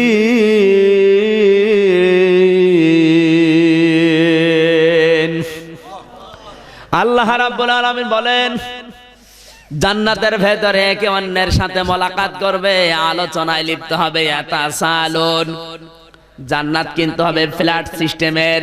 কি সিস্টেম? দুনিয়ায় যাদের ফ্ল্যাট বাড়ি হয় না, আফসোস করার দরকার নেই। ঈমান যদি আপনার থাকে আর ঈমান অনুযায়ী যদি কাজ করতে পারেন, মরণের পরে আমার আল্লাহ ফ্ল্যাট সিস্টেম বাড়ি দেবে, 2 তলা 10 তলা না, 6666 তালা। সুবহানাল্লাহ বলতে পারেন? এখন ওই জান্নাতটা পাওয়ার জন্য আপনি দোয়া করেন। দুনিয়ায় কাকে আপনি পছন্দ করতেন? মাঝে মাঝে আল্লাহকে বলেন, রব্বুল আলামিন তোমার এই বান্দাকে আমার পছন্দ হতো, তুমি যদি আমাকে জান্নাত দান করো তাহলে গোলাম ভাইয়ের সাথে আমাকে দিও। আপনার যদি দোয়া কবুল হয় আর দোয়ার পেছনে যদি দাওয়া থাকে, অবশ্যই আপনি জান্নাতের ভেতরে ফ্ল্যাট বাড়ি থেকে বের হয়ে তাকে দেখতে পাবেন। তাফসীর ইবনে কাসিরের ভেতরে বর্ণনা আছে। আপনি এখন শুধু দোয়া করেন, অনেকে মনে করতে পারে দোয়ার দ্বারাই কি কাজ হয়? পৃথিবীতে দোয়ার দ্বারাই পরিবর্তন করা সম্ভব, কারণ অধিকাংশ মানুষ বলে হুজুর দোয়া করবেন, যেটা আপনার কপালে লেখা আছে ওটা হবে। কিন্তু একটা কারণে কপাল পরিবর্তন করা যায়, টাকা দিয়ে পয়সা দিয়ে না, ওটা দোয়া দিয়ে। বলেন ভাগ্য পরিবর্তন করা যায় কি দিয়ে? শুধুমাত্র দোয়া, তাছাড়া কিছু দিয়ে হবে না। আপনার উপরে যে আযাবটা আল্লাহ নাযিল করবে ওটা মাস্ট বি করবে, কিন্তু দোয়া করার দ্বারা ওটা পরিবর্তন করার সিদ্ধান্ত আল্লাহ নিতে পারে। এই জন্যই মানুষ শুধু বলে হুজুর দোয়া করেন, দোয়া করেন। এই শব্দ নেই। কখন কার দোয়া কবুল হয়ে যায় যে বলা যায় না। এই পৃথিবীতে যারা দোয়া নিয়ে অনেকে জান্নাত পর্যন্ত পেয়ে গেছে, আমার কাছে 99টা প্রায় তথ্য লেখা আছে আমার এই কিতাবে। আমি শিক্ষার জন্য বলছি। কি কষ্ট হচ্ছে আপনাদের? হযরত মুসা আলাইহিস সালামের জামানায় তিনি আল্লাহকে বলে, রব্বুল আলামিন আমার সাথে জান্নাতে যাবে, সঙ্গী হবে, আমি তাকে দেখতে চাই। আল্লাহ বলেন, মুসা তোমার সাথে জান্নাতে যাবে একজন কসাই। মুসা নবী একটু আবেগপূর্ণ নবী ছিলেন, কিছু শুনলে শুধু প্রশ্ন করতেন। ডাক দিয়ে বলে, রব্বুল আলামিন তুমি আল্লাহ খুঁজে পেলে না, কসাইয়ের নাম বললে। আল্লাহ তাআলা বলেন, মুসা এই কসাই সেই কসাই না, তুমি একটু বাজারে গিয়ে খোঁজ করো, তার পরিচয় এই। বাংলাদেশেরও কসাই আছে না নেই? আপনি 2 কেজি মাংস কিনবেন, মনে হবে 3 কেজি দিচ্ছে, বাড়ি এনে মেপে দেখবেন 1 কেজি 1400 টাকার বেশি হচ্ছে না। কুষ্টিয়ার বড় বাজার একবার গোশত কিনতে গেছি, এত বেশি চুল দিচ্ছে। বললাম, ভাই আপনার লস হবে। বলছে, হুজুর হয় হোক, আপনি দোয়া করেন। চিন্তা করেন আমি কি পাগল? আমি দোয়া করবার চুল দিচ্ছে আর লাভ হবে, এ কোন পাগল? পাশের দোকানে নিয়ে বললাম, ভাই দেখেন তো কতটুকু বেশি দিয়েছে। মাপ দিয়ে দেখি 1400 টাকার বেশি হচ্ছে না।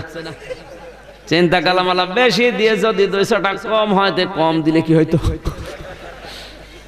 অধিকাংশ কসাইয়ের হাতের ভেতরে কি জাদু যেন আছে, শুধু এরকম ঘোরায় 1.5 কেজি হয়ে যায়। এক কথা বলছেন না? কোরআনে কারীম জানিয়েছে, ওয়াইলুল লিল মুতাফফিফিন আল্লাযীনা ইযা কাতালু আলান নাসি ইয়াস্তাউফুন। আল্লাহ পাক বলেন, ধ্বংস হয়ে যাক ওই দোকানদার গুলো, ওই ব্যবসায়ী গুলো, যারা নেওয়ার সময় বেশি নেয়, দেওয়ার সময় কম দেয়। আয় খাদ্যে ভেজাল দেওয়া দেশে আছে না নেই? আপনি যদি খাদ্যে ভেজাল দান করেন, বিষ মেশান, ফরমালিন দেন, এটার দ্বারা যত মানুষ অসুস্থ হবে, যত মানুষের রোগ হবে, ব্লাড ক্যান্সার হবে, হার্ট নষ্ট হবে, যত মানুষ অসুস্থ হবে আপনার কারণে, অতগুলো গুনাহ আপনার আমলনামায় যাবে। যে খাদ্যে ভেজাল দেওয়া, কালো বাজারি করায় মানুষগুলো জাহান্নামী মানুষ। এরা কি? সূরা মুতাফফিফিনের আয়াত। আস্তে এইটাই বেশি বাংলাদেশে মানুষ এখন আত্মীয়র জন্য, রোগীর জন্য যদি ফল নিয়ে যায়, তো রোগী চিন্তা করে কি ফল না বিষ। কথা বললেন না কেন?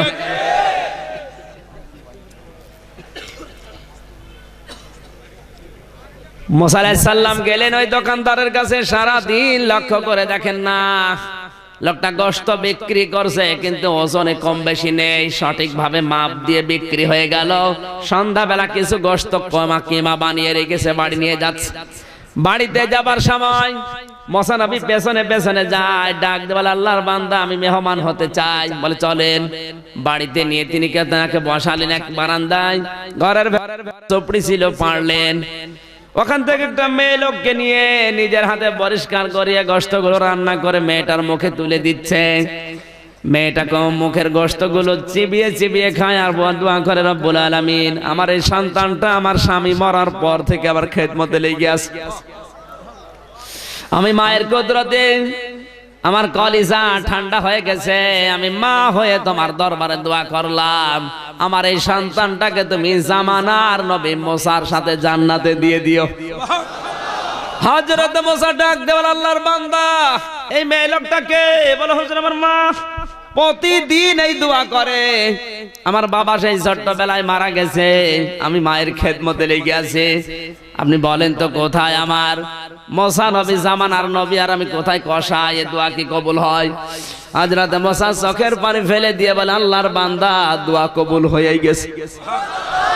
আমি জামানার নবী মুসা তোমাকে সুসংবাদ দিয়ে গেলাম, কিয়ামতের দিন তুমি আমার সাথে জান্নাতে থাকবে তোমার এই মায়ের দোয়ার কারণে।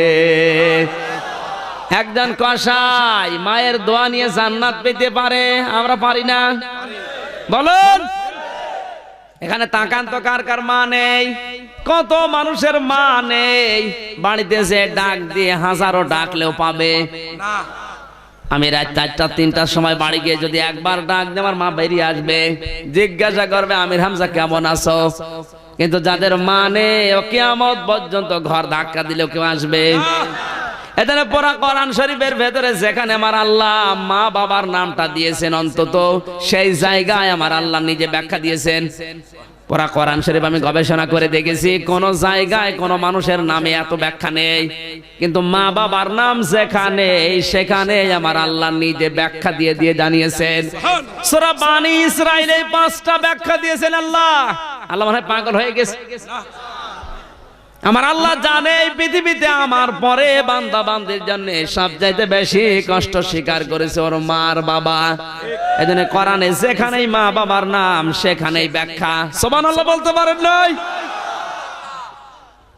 অথচ আজ এই মা বাবার উপর অত্যাচার চলছে পরিবারে, তাদের খোঁজ খবর নেওয়া তো দূরের কথা।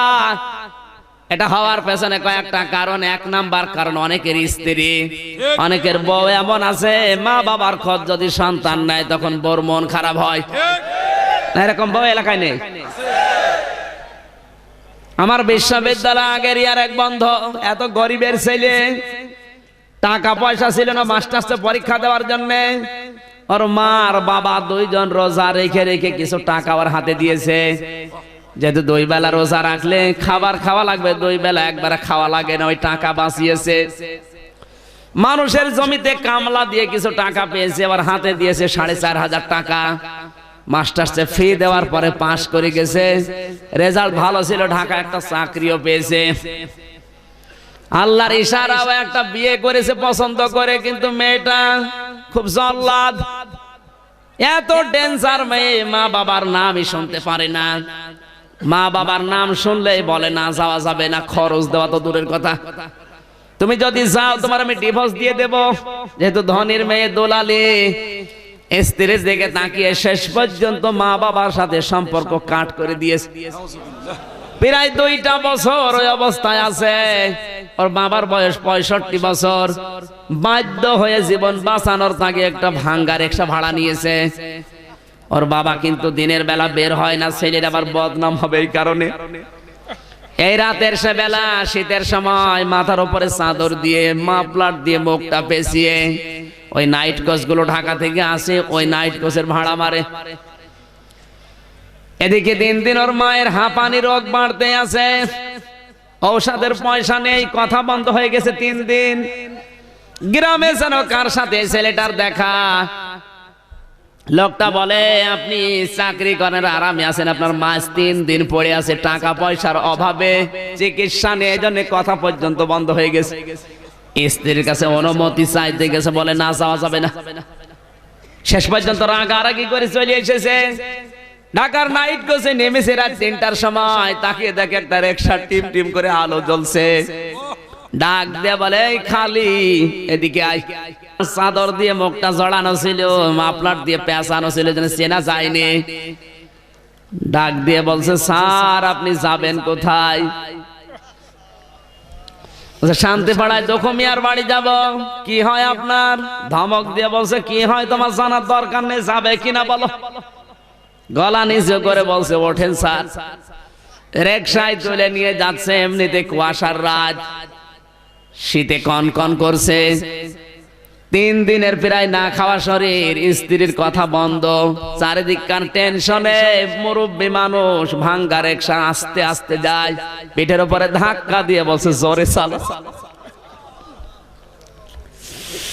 আরেকটু যাওয়ার পরে আর একটা ধাক্কা দিয়ে বলছে, এই বয়সে রিকশা নিয়ে আসো কেন, চালাতে পারো না। আরেকটু যাওয়ার পরে আবার ধাক্কা দিয়ে বলছে, তোমার কি চাইলে নেই, এই বয়সে রিকশা নিয়ে আসো। হঠাৎ করে নিজেকে আর সামলাতে পারে নাই, ডাক দিয়ে বলছে, স্যার আমি কি একটু নামতে পারি? কেন? আপনার মোবাইলের লাইট একটু বের করেন তো। মাথার উপর থেকে চাদর ফেলে দিয়ে মুখটা থেকে মাফলার সরিয়ে মোবাইলের সামনে যে বলছে, স্যার আপনি দেখেন তো আমারে চিনতে পারেন কিনা।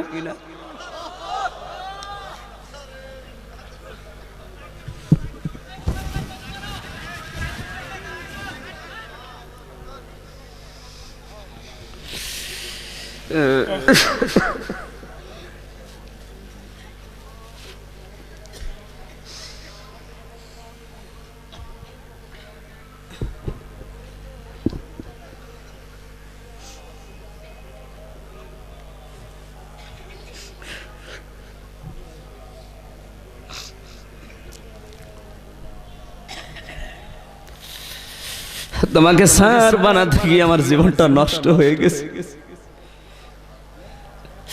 আমি রোজা রেখে রেখে পরীক্ষার ফিস জোগাড় করেছিলাম। মানুষের জমিতে সারা দিন পরিশ্রম করে তোমার হাতে টাকা দিয়েছিলাম।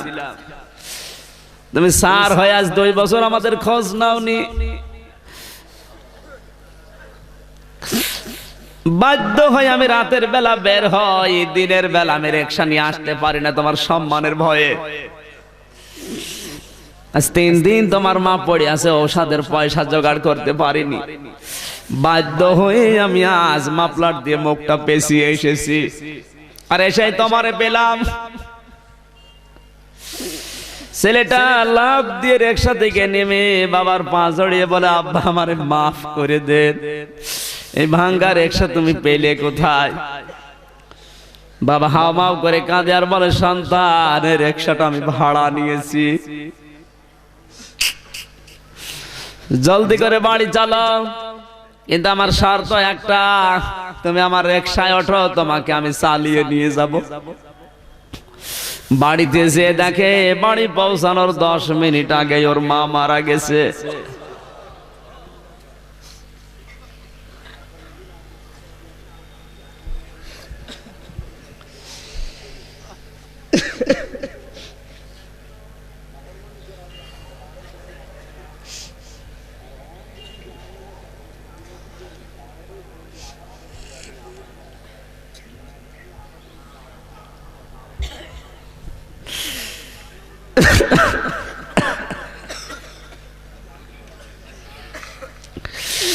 দৃশ্য দেখে বাবাও 2 মিনিটের ভেতরে হার্ট অ্যাটাক করে মারা গেছে। মা বাবার লাশ জড়িয়ে হাওমাও করে কাঁদে, ও মা বাবা আমারে মাফ করে গেলে না, আমি দুনিয়াও হারালাম আখিরাতও হারালাম। বিশ্বনবী এই জন্য হাদিসে জানিয়েছেন, হোমা জান্নাতুকা হোমা নারুকা, মা বাপ তোর জান্নাত, মা বাপ তোর জাহান্নাম। তাম দুনিয়ার সব মানুষ যদি হারিয়ে যায়, একদিন না একদিন আবার পাওয়া যাবে। বন্ধু হারিয়ে গেছে, আবার নতুন বন্ধু হবে। বান্ধবী হারিয়ে গেছে, আবার নতুন বান্ধবী হবে। বউ মারা গেছে, আবার বিয়ে দিলে বউ পাবে। কিন্তু মা বাপ যদি একবার হারিয়ে যায়, দোয়া করার জন্য আর কাউকে খুঁজে পাবে না। কারণ পৃথিবীর কোন মানুষের দোয়া তো গ্যারান্টি নেই। শুধু মা বাবা যদি মন থেকে বলে যা, এটা আরো সে চলে যায়। সুবহানাল্লাহ বলতে পারেন নাই? সকাল বেলায় ওর বউ ডিভোর্স নামা পাঠিয়েছে, যেহেতু রাগারাগি করে এসেছিল। ওর চাকরি গেছে চলে, ও এখন পাগলের মতো। ওর দুনিয়াও শেষ, আখিরাতও শেষ। আমাদের কারো ভাগ্য যেন ওই রকম হয়ে না যায়। সময় এখনো আছে। একজন কসাই মায়ের দোয়া নিয়ে যদি জান্নাতবাসী হতে পারে, আমাদের কি হয়েছে? আমরা পারি না? শুধু দোয়া নিলেই হবে না, দোয়ার পেছনে দাওয়া থাকা লাগবে। দাওয়া কি? খেদমত। কোরআনে কারীম জানিয়েছে, ওয়াখফিদ লাহুমা জানাহায-যুল মিনার রাহমা ওয়া কুর রাব্বিরহামহুমা কামা রাব্বায়ানি সাগীরা। আল্লাহ পাক বলেন, তোমার খরচের ডানা, তোমার যে খরচের হাতটা আছে, এটা মা বাবার জন্য বিছিয়ে দাও। কারণ মায়ের জন্য, বাবার জন্য যে টাকা পয়সা, যে সম্মান, যে সময় খরচ হয়, এটা খরচ না, এটা আল্লাহর রাস্তায় সাদকা হয়ে যায়। সুবহানাল্লাহ বলতে পারে? কোরআনে কারীমে আল্লাহ খরচের নীতিমালা দিয়েছেন। ইয়াসআলুনাকা মাযা ইউনফিকুন কুল মা আনফাকতুম মিন খায়রিন ফালিল ওয়ালিদাইনি ওয়াল আকরাবিন। সূরা বাকারা 2 নম্বর পারা 12 নম্বর পৃষ্ঠা 13 নম্বর লাইনে 215 নম্বর আয়াতের প্রথম অংশে আছে। তাফসিরে মাযহারে আল্লামা সানাউল্লাহ পানিপতি লিখেছেন, আল্লাহ তাআলা বলেন, হে নবী, মানুষ যদি প্রশ্ন করে টাকা পয়সা খরচ করব কোন জায়গায়, আপনি বলুন ভালো ভালো কাজে খরচ করবা। আর দুনিয়ায় যত ভালো কাজ, তার এক নম্বরে আমি আল্লাহ দিলাম মা বাবার নাম। সুবহানাল্লাহ বলেন। খরচ করা লাগবে প্রথমে কার জন্য? মা পান আনতে বলে ওর মনে থাকে না, এরকম সন্তান নেই? আপনি পৃথিবীর যদি বেশি দিন বেঁচে থাকতে চান, আপনার ভাগ্য যদি পরিবর্তন করতে চান, আপনি যদি দুনিয়ার উপরে উঠতে চান, কসম করে বলছি, মা বাবা ছাড়া অন্য কোনো উপায় নেই। কথা বলেন না কেন? তামাম দুনিয়ার পীর সাহেব গুলো যদি আপনার জন্য দোয়া করে, নবীজি বলেছেন ওটা মাথার উপরে উঠতেও পারে, না উঠতে পারে। কিন্তু মা বাবা যদি একটু বলে দেয়, আল্লাহ তুমি আমার ছেলেটা একটু দেখো, ওটা আরো সে ধাক্কা দেয়। মা বাবার কাছ থেকে দোয়া নেওয়া লাগবে। দোয়া নিয়ে যদি এই দাওয়া পেছনে থেকে জান্নাত পান, বের হয়েই দেখবেন লোকটা দাঁড়িয়ে, গোলাম ভাই, জিজ্ঞাসা করবেন, ভাই আপনার জন্য দোয়া করেছিলাম, আপনি আমার পাশের ফ্ল্যাটে একটু আসেন, বেলকুনিতে বসি। মুখামুখি বসবে, হঠাৎ তাদের নজর চলে যাবে জাহান্নামের দিকে। দেখতে পাবে নিজের পরিচিত লোক, আমাদের এলাকার বড় চাচা, ওই তো আমার দাদা, ওই তো আমার বড় ভাই জাহান্নামের দাও দাও করা আগুনে জ্বলছে। একজন আর একজনকে বলবে, ভাই এরা জাহান্নামে কেন? আনিল মুজরিমিন। এই পাপিষ্ঠদের সম্পর্কে আপনি কিছু জানেন? একজন জান্নাতি আর একজনকে কিছুই বলতে পারবে না। দুইজন মিলে বলবে, চলো আমরা জাহান্নামের দারওয়ান ফেরেশতা মালিকের কাছে যাই। জাহান্নামের দারওয়ান কর্কশ ফেরেশতা মালিক দাঁড়িয়ে আছে আগুনের অগ্নিকুণ্ডে, গেট ধরে দাঁড়িয়ে আছে কর্কশ ভাষা নিয়ে। জান্নাতি দুইজন মানুষ যে বলবে, ভাই ওই যে জাহান্নামে জ্বলছে আমাদের পরিচিত মানুষ, ওরা কারা? মা সালাকাকুম ফি সাকার। এরা যে জাহান্নামে পড়ে আছে কোন কারণে আপনি জানেন? মালিক ফেরেশতা বলবে, না আমার জানা নেই, ওদের কাছে জিজ্ঞাসা করেন। এই জান্নাতি মানুষগুলো তখন জাহান্নামের এই মানুষদেরকে জিজ্ঞাসা করবে, কোন কারণে আপনারা জাহান্নামে? যত মানুষ জাহান্নামে আছে ওরা এক বাক্যে জবাব দেবে, ক্বালু লাম নাকু মিনাল মুসাল্লিন। সবাই বলবে, আমরা নামাজ পড়তাম না। অনোয়াখালীবাসী কান খাড়া করেন, এইটাই আয়াতের শিক্ষা। কোন খ্রিস্টান বলবে আমি নামাজ পড়তাম না, কোন ইহুদি বলবে, কোন হিন্দু বলবে, কোন মুশরিক বলবে, কারণ ওরা তো নামাজই পড়েন, ওদের নামাজই নেই। বলবে কারা? বলেন। তাহলে যে মুসলমান দাবি করার পরও নামাজ পড়ে না, সে যে দলের লোক হয় হোক, ও জাহান্নামে যাবে। আর কারো ফতোয়া লাগবে? এ ফতোয়া কার? নামাজ যারা পড়বে না সে যে দলের লোক হোক ও জাহান্নামে যাবে।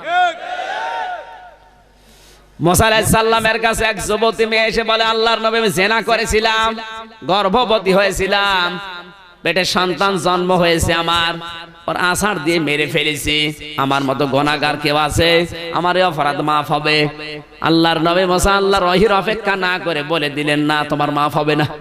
তোমার মতো নিকৃষ্ট দুনিয়ার কেউ নেই।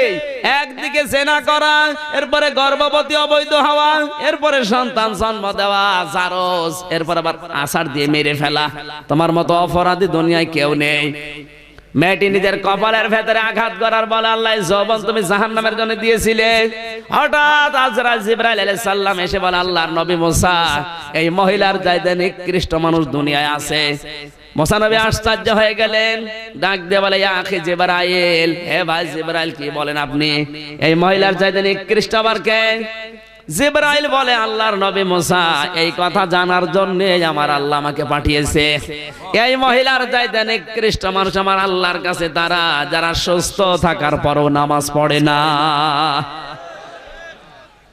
নামাজ না পড়া মানুষ হত্যা করার চাইতেও খারাপ কাজ, নামাজ না পড়া জিনা করার চাইতেও খারাপ কাজ। কথা বলুন। মুসলমান দাবি করলেও যারা নামাজ পড়ে না, যে দলের লোক হয় হোক, যাবে কোথায়? আসতে বলে, যতদিন আজরাইল না আসে নামাজ আর ছেড়ে দেব না, এ ওয়াদা কারা পারবেন দেখি? লিল্লাহি তাকবীর। দেখেন তো হাত তোলেনি কে, দেখেন তো হাত তোলেনি কে, দেখেন হাত নামা, এত কষ্ট দেওয়ার দরকার নেই।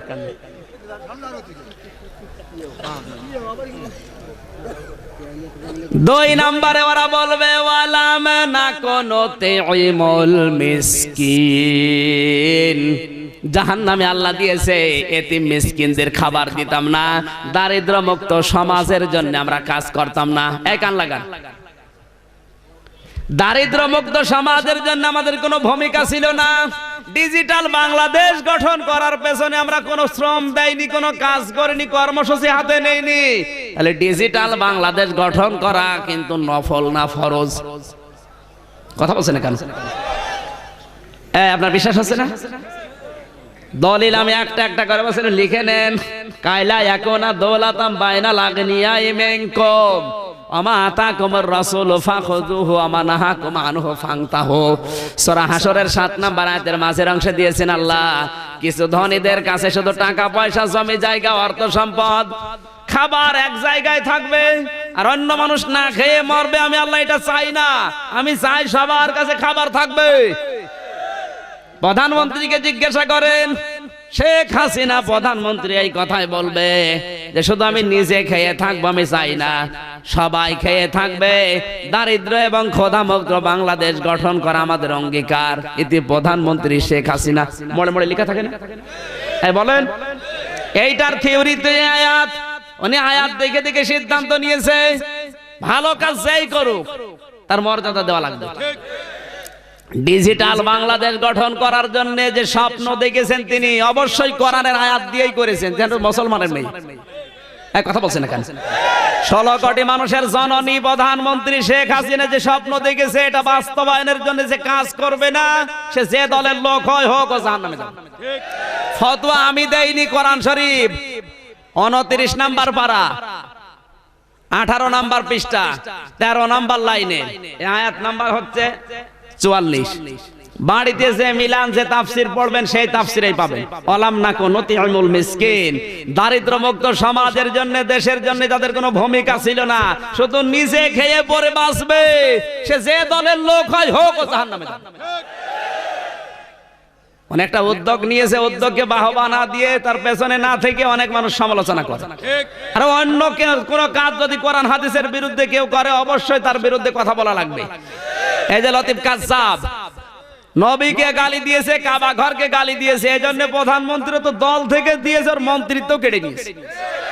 বলুন, আমরা খুশি এবং রাজি, আরো খুশি হতাম লোকটাকে যদি ফাঁসি দিত, কারণ আমাদের নবী বিশ্ব নবীকে গালি দিয়েছে। কথা বলুন, এই কাযযাবের মতো যারাই নবী নিয়ে ইসলাম নিয়ে কটূক্তি করবে তাদের সর্বোচ্চ শাস্তি ফাঁসি চাই। কারা কারা এই মতে আছেন দেখি, লিল্লাহে তাকবীর।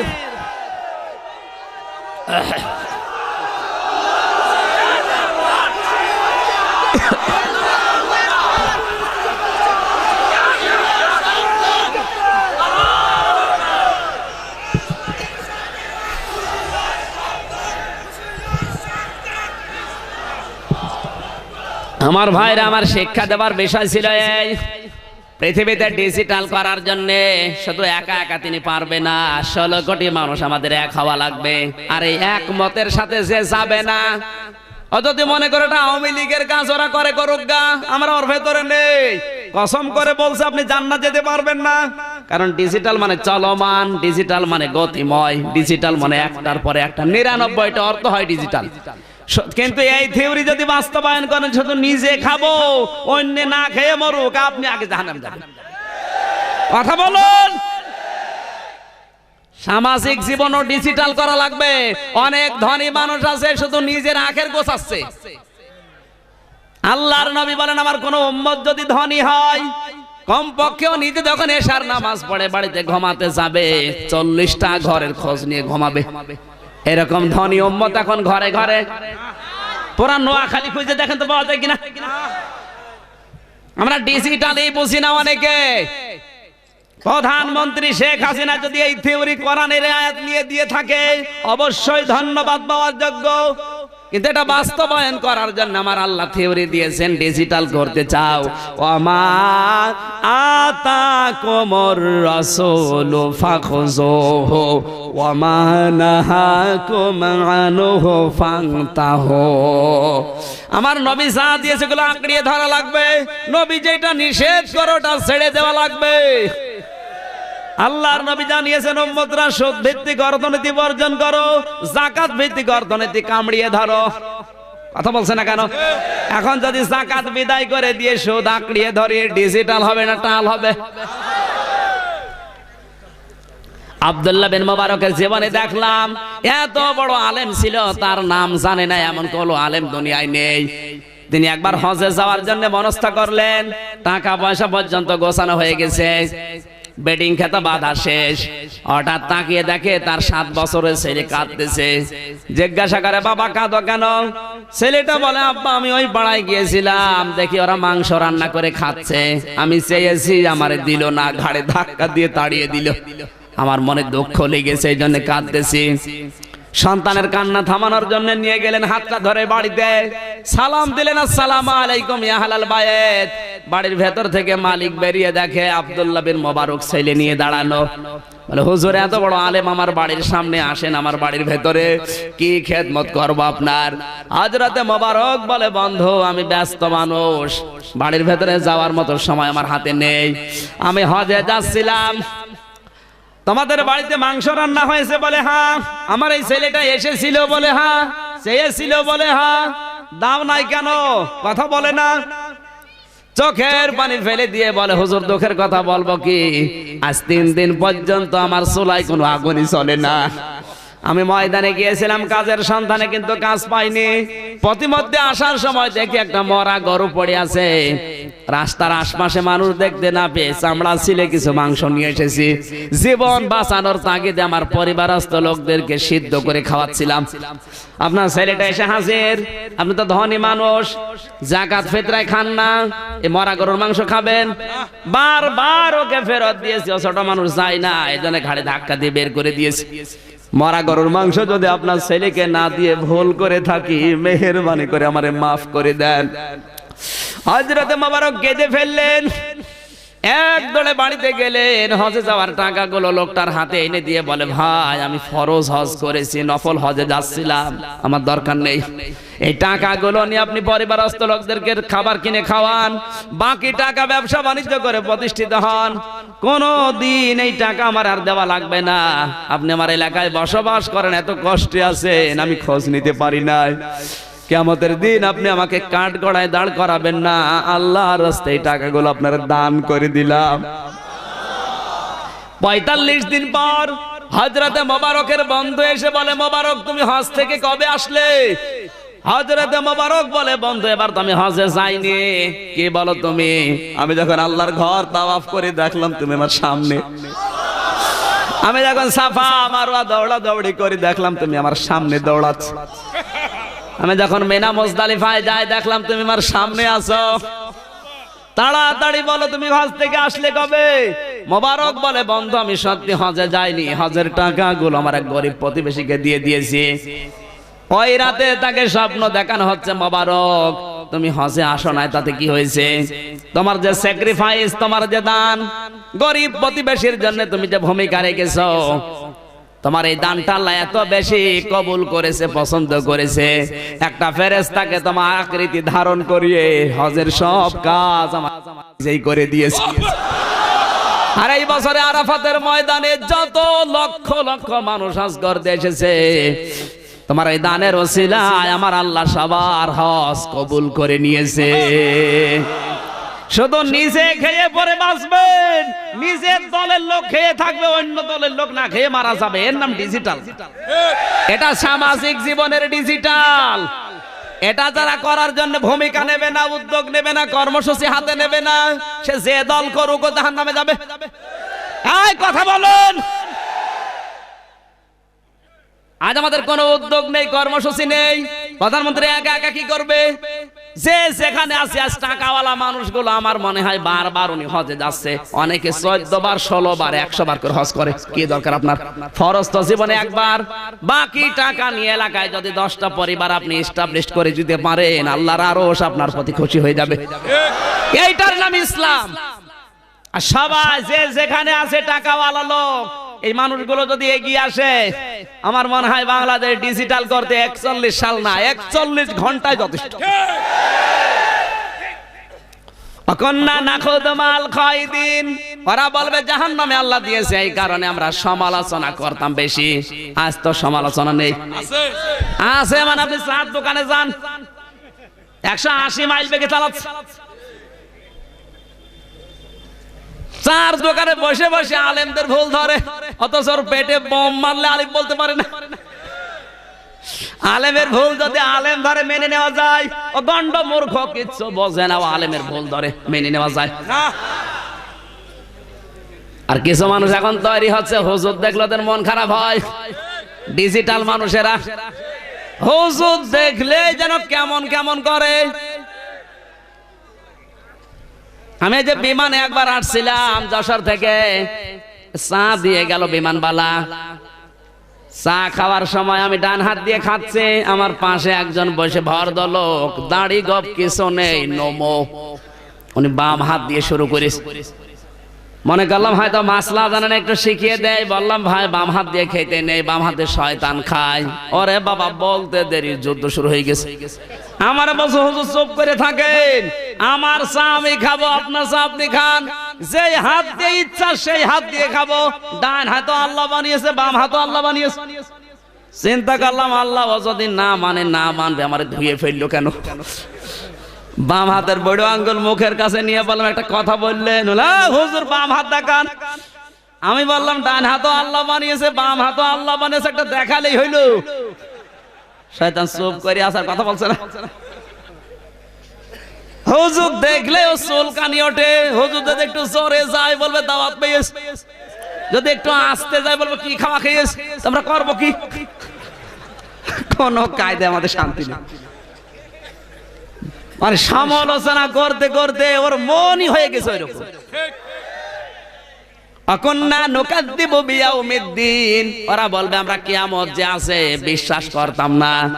আমরা অনেকে কিয়ামত আছে বিশ্বাস করি না, শুধু মুখে স্বীকার করছি কিয়ামত আসে, কিন্তু কিয়ামতের বিশ্বাস কাকে বলে আমরা অনেকে জানি না। বলেন, কষ্ট হচ্ছে আপনাদের? যারা জেনেছিল তাদের দিকে তাকান। হযরত ওমর কিয়ামত বিশ্বাস করতেন কেমন করে, বা তাকান তার জীবনে থেকে বলছি। হযরত আব্দুল্লাহ পড়ছেন মক্তবে, হোসাইন বারবার কলম ফেলে দেয় আর বলে আব্দুল্লাহ কলম তুলে দাও। তিনবার কলম তুলে দিয়েছে, চতুর্থবার আবার ফেলে দিয়ে বলে কলম তুলে দাও। হযরত আব্দুল্লাহ বলে হোসাইন তিনবার কলম তুলে দিলাম, চতুর্থবার আবার কলম তুলতে বলো, আমি কি তোমার খাদেম নাকি তোমার চাকর? হযরত হোসাইন বলে আপনি শুধু আমার চাকর না, আপনার বাবা পর্যন্ত আমার নানা চাকর। খাদেমের বাচ্চা খাদেম, আপনি কলম তুলে দেন। প্রেসিডেন্টের ছেলে গেছে রাগ হয়ে, বাবাকে বলে আব্বা আমি আর মাদ্রাসায় পড়বো না, আমাকে খাদেমের বাচ্চা খাদেম বলে গালি দিয়েছে হোসাইন, আমি বিচার চাই। বলে জমার সময় বিচার হবে। হাজার হাজার সাহাবীরা হযরত আমার খুতবা দিলেন, ডাক দিয়ে বললেন সাহাবীরা এখানে হোসাইনের নামে বিচার দিয়েছে আমার সন্তান আব্দুল্লাহ। হোসাইন কোথায়? সামনে আসো। তুমি আমার ছেলেকে গালি দিয়েছো? বলে হ্যাঁ। কেন দিলে? হযরতে হোসাইন বলে খলিফা বুকে হাত দিয়ে বলেন তো আপনি কি আমার নানার খাদেম না? হযরত আমার কথা বন্ধ হয়ে গেছে, দর দর করে চোখ দিয়ে পানি পড়ছে। ডাক দিয়ে বলে হোসাইন কথাটা লিখে দিতে পারবে? বলে কাগজ নিয়ে আসেন। খেজুর পাতা নিয়ে এসেছে, পাতার উপরে লিখে দিয়েছে ওমর আমার নানার খাদেম ছিল, আমি লিখে দিলাম ইতি হোসাইন ইবনে আলী, সই করে দিলাম। হযরতে হোসাইন কাগজটা হাতে দিয়ে দিলেন ওমরের। হযরত ওমর কাগজটা নিয়ে চুমা খাচ্ছে। ডাক দিয়ে বলে নবীর সাহাবীরা বিচার হয়ে গেছে। সন্তানকে বলে আব্দুল্লাহ তুমি মনে করছো আমি বিচার করি নাই? না, এই বিচার শুধু দুনিয়ায় কাজে লাগবে না, আখিরাতেও কাজে লাগবে। কিয়ামতের ময়দানে আমার জীবনের কি কবুল হবে আমি বলতে পারি না, কোনো গ্যারান্টিও আমার হাতে নেই। আমি যখন মারা যাব এই কাগজটা আমার কাফনের মাঝখানে দিয়ে দিও। কিয়ামতে যখন আল্লাহ জব্বার আর কাহার নাম নিয়ে বিচার আরম্ভ করবে, আমার জীবনের কিছুই যদি আল্লাহর পছন্দ না হয় এই কাগজটা উঁচা করে ধরবো। রব্বুল আলামিন আমার জীবনের কিছুই যদি তোমার ভালো না লাগে, এই দেখো কাগজ তোমার নবীর নাতি লিখে দিয়েছে আমি নবীর খাদেম ছিলাম, এই ওসিলাই হলে তোমারে মাফ করে দাও। এর নাম কিয়ামত। কেউ আসবে না আপনার কাছে। ইয়াউমা ইয়াফিরুল মারউ মিন আখিহি ওয়া উম্মিহি ওয়া আবিহি ওয়া সাহিবাতিহি ওয়া বানি। আল্লাহ বলেন কিয়ামতে যে যত আপনজন দেখবে তত পালাবে। ইয়াফিরুন শব্দের শাব্দিক অর্থ খেইছে দৌড় দেওয়া। এলাকায় কি বলে? বাঘ দেখলে মানুষ কেমন দৌড়ায়? ওই জোরে দৌড়ায় কষ্টে বলে খেইছে দৌড়। আপনজন দেখলে কিয়ামতে মানুষ এরকম দৌড়াবে। আর কিয়ামতের বিশ্বাসে আমি যা করছি সবই আল্লাহর কাছে জবাব দেওয়া লাগবে। এই টেন্ডেন্সি তাদের ছিল না। এরা যাবে কোথায় মুসলমান হলেও? বলেন এই চারটি কাজ। 1 নাম্বার নামাজ পড়তাম না, 2 নাম্বার দারিদ্র মুক্ত সমাজের জন্য কাজ করতাম না, 3 নাম্বারে সমালোচনা করতাম আল্লাহ রাসূলের আলেমদের মুসলমানদের, 4 নাম্বারে কিয়ামত আছে এটা শুধু মুখে স্বীকার করেছি কিন্তু বাস্তবে প্রমাণ করে আমি দেখাতে পারিনি। এই 4টি কাজ যাদের ভেতরে আছে সে যে দলের লোক হোক জাহান্নামে যাবে মুসলমান দাবি করলেও। আল্লাহ আমাদের যেন হেফাজত করে, জোরে বলেন আমিন। আজকের এই আয়াতটা কিয়ামতে যেন আমাদের পক্ষে সাক্ষী দেয়। নবীজি জানিয়েছেন আল কোরআনু হুজ্জাতুল লাকা ওয়া আলাইকা। কোরআন শরীফ যার পক্ষে সাক্ষী দেবে আল্লাহ তাকে মাফ করে দেবে। আর এটা যদি কারো বিপক্ষে যায় ও যত বড় পীরের মুরিদ হোক জাহান্নামে যাবে। এই আয়াতটা যদি কিয়ামতে আমাদের সাক্ষী হয় লস হবে? কোন চিন্তা নেই। আয়াতটা যদি আমল করতে পারি সাক্ষী ইনশাআল্লাহ দেবে। আমিন, জোরে বলেন। বারাকাল্লাহু লানা ওয়া লাকুম ফিল কোরআনিল আযীম। অনেক দূরের মানুষ এখানে আছে। আমি এখানে দেখতেছি সেই কুমিল্লা ক্যান্টনমেন্টের কিছু মানুষ বসে আছে। ফেনী থেকে অনেক দূর দূর থেকে এসেছেন। এশার নামাজ যারা পড়েননি মোনাজাতের পরে নামাজ পড়ে বাড়ি যাবেন। আল্লাহ রাব্বুল আলামিন আমল করার জন্য তৌফিক দেন। বসেন, মোনাজাত হবে, বসেন। এই মাহফিলের জন্য যে যুবকগুলো কষ্ট করেছে এই যুবকদেরকে যে মা পেটে নিয়েছে ওই মায়ের পেট যেন আল্লাহ ধন্য করে দেয়। একটু বসেন, এতক্ষণ বসতে বলিনি, বসেন। মোনাজাত বসে করতে হয়, বসেন। মোনাজাতের জন্য আল্লাহুম্মা আমিন। ربنا ظلمنا أنفسنا وإن لم تغفر لنا وترحمنا لنكونن من الخاسرين ربنا لا تزغ قلوبنا بعد إذ هديتنا وهب لنا من لدنك رحمة إنك أنت الوهاب। বিশাল আসমান জমিনের মালিক, তোমার এত বড় বড় সৃষ্টির তুলনায় আমাদের এই হাত দুইটা বড় ছোট। এই ছোট ছোট দুটি হাত কোরআন শুনতে এসে তুলে ধরেছি। জীবনে কিছু যদি তোমার ভালো না লাগে আল্লাহ, আমাদেরকে তুমি আজকে ফেরত দিও না। কাবা শরীফের ইমাম দোয়া করছিল, আল্লাহুম্মা লা তারুদ্দানা খায়বিন, আল্লাহ একেবারে খালি হাতে ফেরত দিও না। তোমার কুদরতি পায়ে ধরে বলি, আল্লাহ তুমি আমাদেরকেও খালি হাতে ফেরত দিও না। মনের ভেতরে যার যে কামনা বাসনা আছে, মেহেরবানি করে আমাদের জায়েজ আশাগুলো পূর্ণ করে দাও। কোরআনের ইজ্জতে যদি সওয়াব দিয়েই থাকো তুমি, কোটি কোটি করে বাড়িয়ে দাও। কিয়ামতে যিনি সুপারিশ করে জান্নাতে নিয়ে যাবে, আল্লাহ তুমি এই নবীর রওজায় পৌঁছিয়ে দাও। কত মানুষ দেখলাম সালাম দিচ্ছে, বাংলাদেশের এই প্রান্ত থেকে আমরা সালাম পাঠাই। আল্লাহ তাআলা ফেরেশতাদের মাধ্যমে আমাদের দরুদ সালাম তুমি নবীর রওজা মোবারকে পৌঁছিয়ে দাও। যত মানুষ কবরে আছে আল্লাহ হযরত আদম থেকে পর্যন্ত সবাইকে ক্ষমা করে দাও। বিশেষ করে আমাদের মা বাবা, সারাটা জীবন কষ্ট দিয়েছি আমরা। মাথা নিচু করেন, চক্ষু বন্ধ করেন, মা বাবার কথা স্মরণ করেন। নবীজি মাঝে মাঝেই মায়ের কবরে যে কাঁদতেন। সাহাবীরা বলে, হুজুর আপনি কাঁদেন কেন? বিশ্ব নবী বলেন, সাহাবীরা আমার মায়ের ওই ছোট্ট বেলার আদরের কথা আমার মনে পড়ে গেছে। মা বাবার ছোট্ট বেলার আদরের কথা মনে করেন, মাথা নিচু করেন, মন থেকে দোয়া করেন, রব্বির হামহুমা কামা রব্বায়ানি সগীরা। সারাটা জীবন বাবাকে কষ্ট দিয়েছি, পিঠের চামড়া পর্যন্ত কালো বানিয়ে ফেলেছে খাটতে খাটতে। 10টি মাস বেডে নিয়ে ডেলিভারির কষ্ট সহ্য করে দুনিয়ার মুখ যেই মা দেখিয়েছে, এই মা বাবার জন্য যেই সন্তান হাত তুলেছে তাহাজ্জুদের সময়, আল্লাহ তুমি মা বাপকে জান্নাত দিয়ে দাও। তোমার হাবিব জানিয়েছে, মা বাবার জন্য কোন সন্তান যদি এক ফোঁটা চোখের পানি ফেলতে পারে আল্লাহ মাফ করে দেয়। আল্লাহ তাকিয়ে দেখো তোমার কত গোলাম তার মায়ের জন্য বাবার মহব্বতে কাঁদতেছে। কাঁদেন, মাথা নিচু করে কাঁদেন, আল্লাহ অবশ্যই আমাদের মা বাবাকে মাফ করে দেবে। রব্বুল আলামিন কোরআনের মাহফিলের সভাপতি, আল্লাহ তাআলা এলাকার সর্বজন শ্রদ্ধাভাজন ব্যক্তি বড় ভাই জনাব গোলাম কবির, আল্লাহ তুমি তার মা বাপকে ক্ষমা করে দাও। আল্লাহ তার জীবনের অপরাধগুলো মাফ করে দাও, তাকে ভালো ভালো কাজ করার সুযোগ করে দাও। জনপ্রতিনিধি হওয়ার আকাঙ্ক্ষা পেশ করেছে, আল্লাহ তাআলা মেহেরবানি করে তুমি তার আশা কবুল করো। সম্মানিত সভাপতি, সারাটা জীবন যিনি আমাদের মতো ছাত্রকে পড়িয়েছে, আল্লাহ তাআলা জাইনাল আবেদিন এই মাস্টার সাহেবকে কবুল করে নাও। যত জ্ঞান ছড়িয়েছে সারাটা জীবন, এই জ্ঞানগুলো তুমি ইসলামের কাছে লাগাও।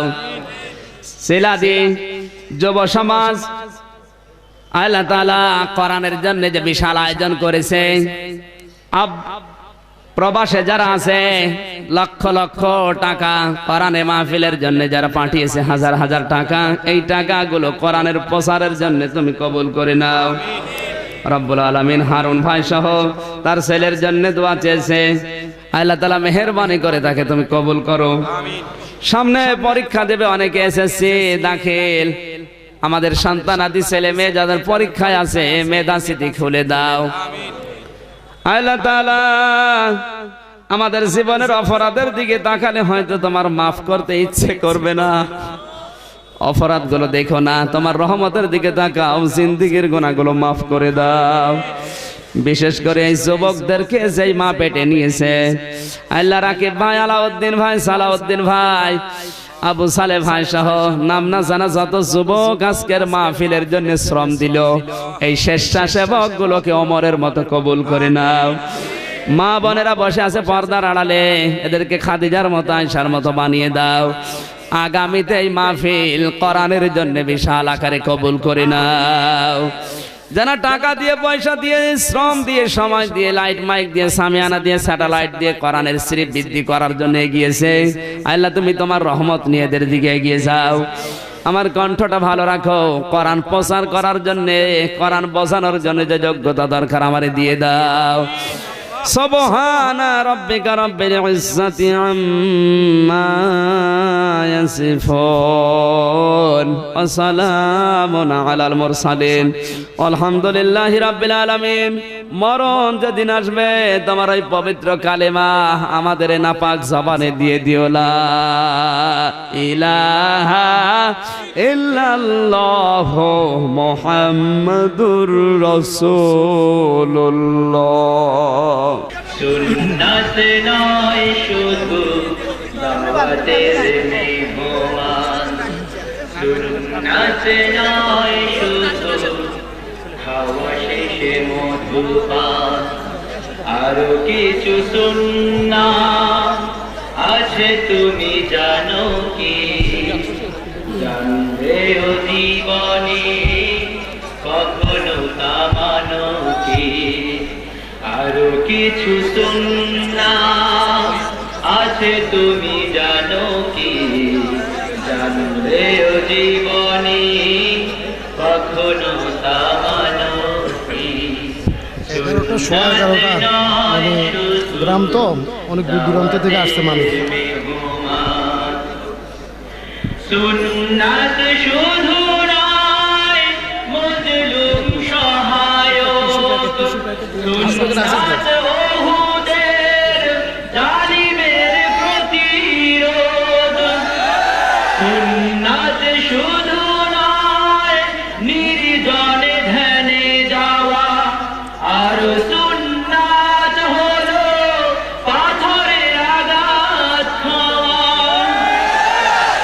মোহাব্বতে তার সুদিনের সাথী তুমি, মোহাব্বতে তার সুদিনের সাথী তুমি, দূরে দিনেও তার পাশে থাকো কি?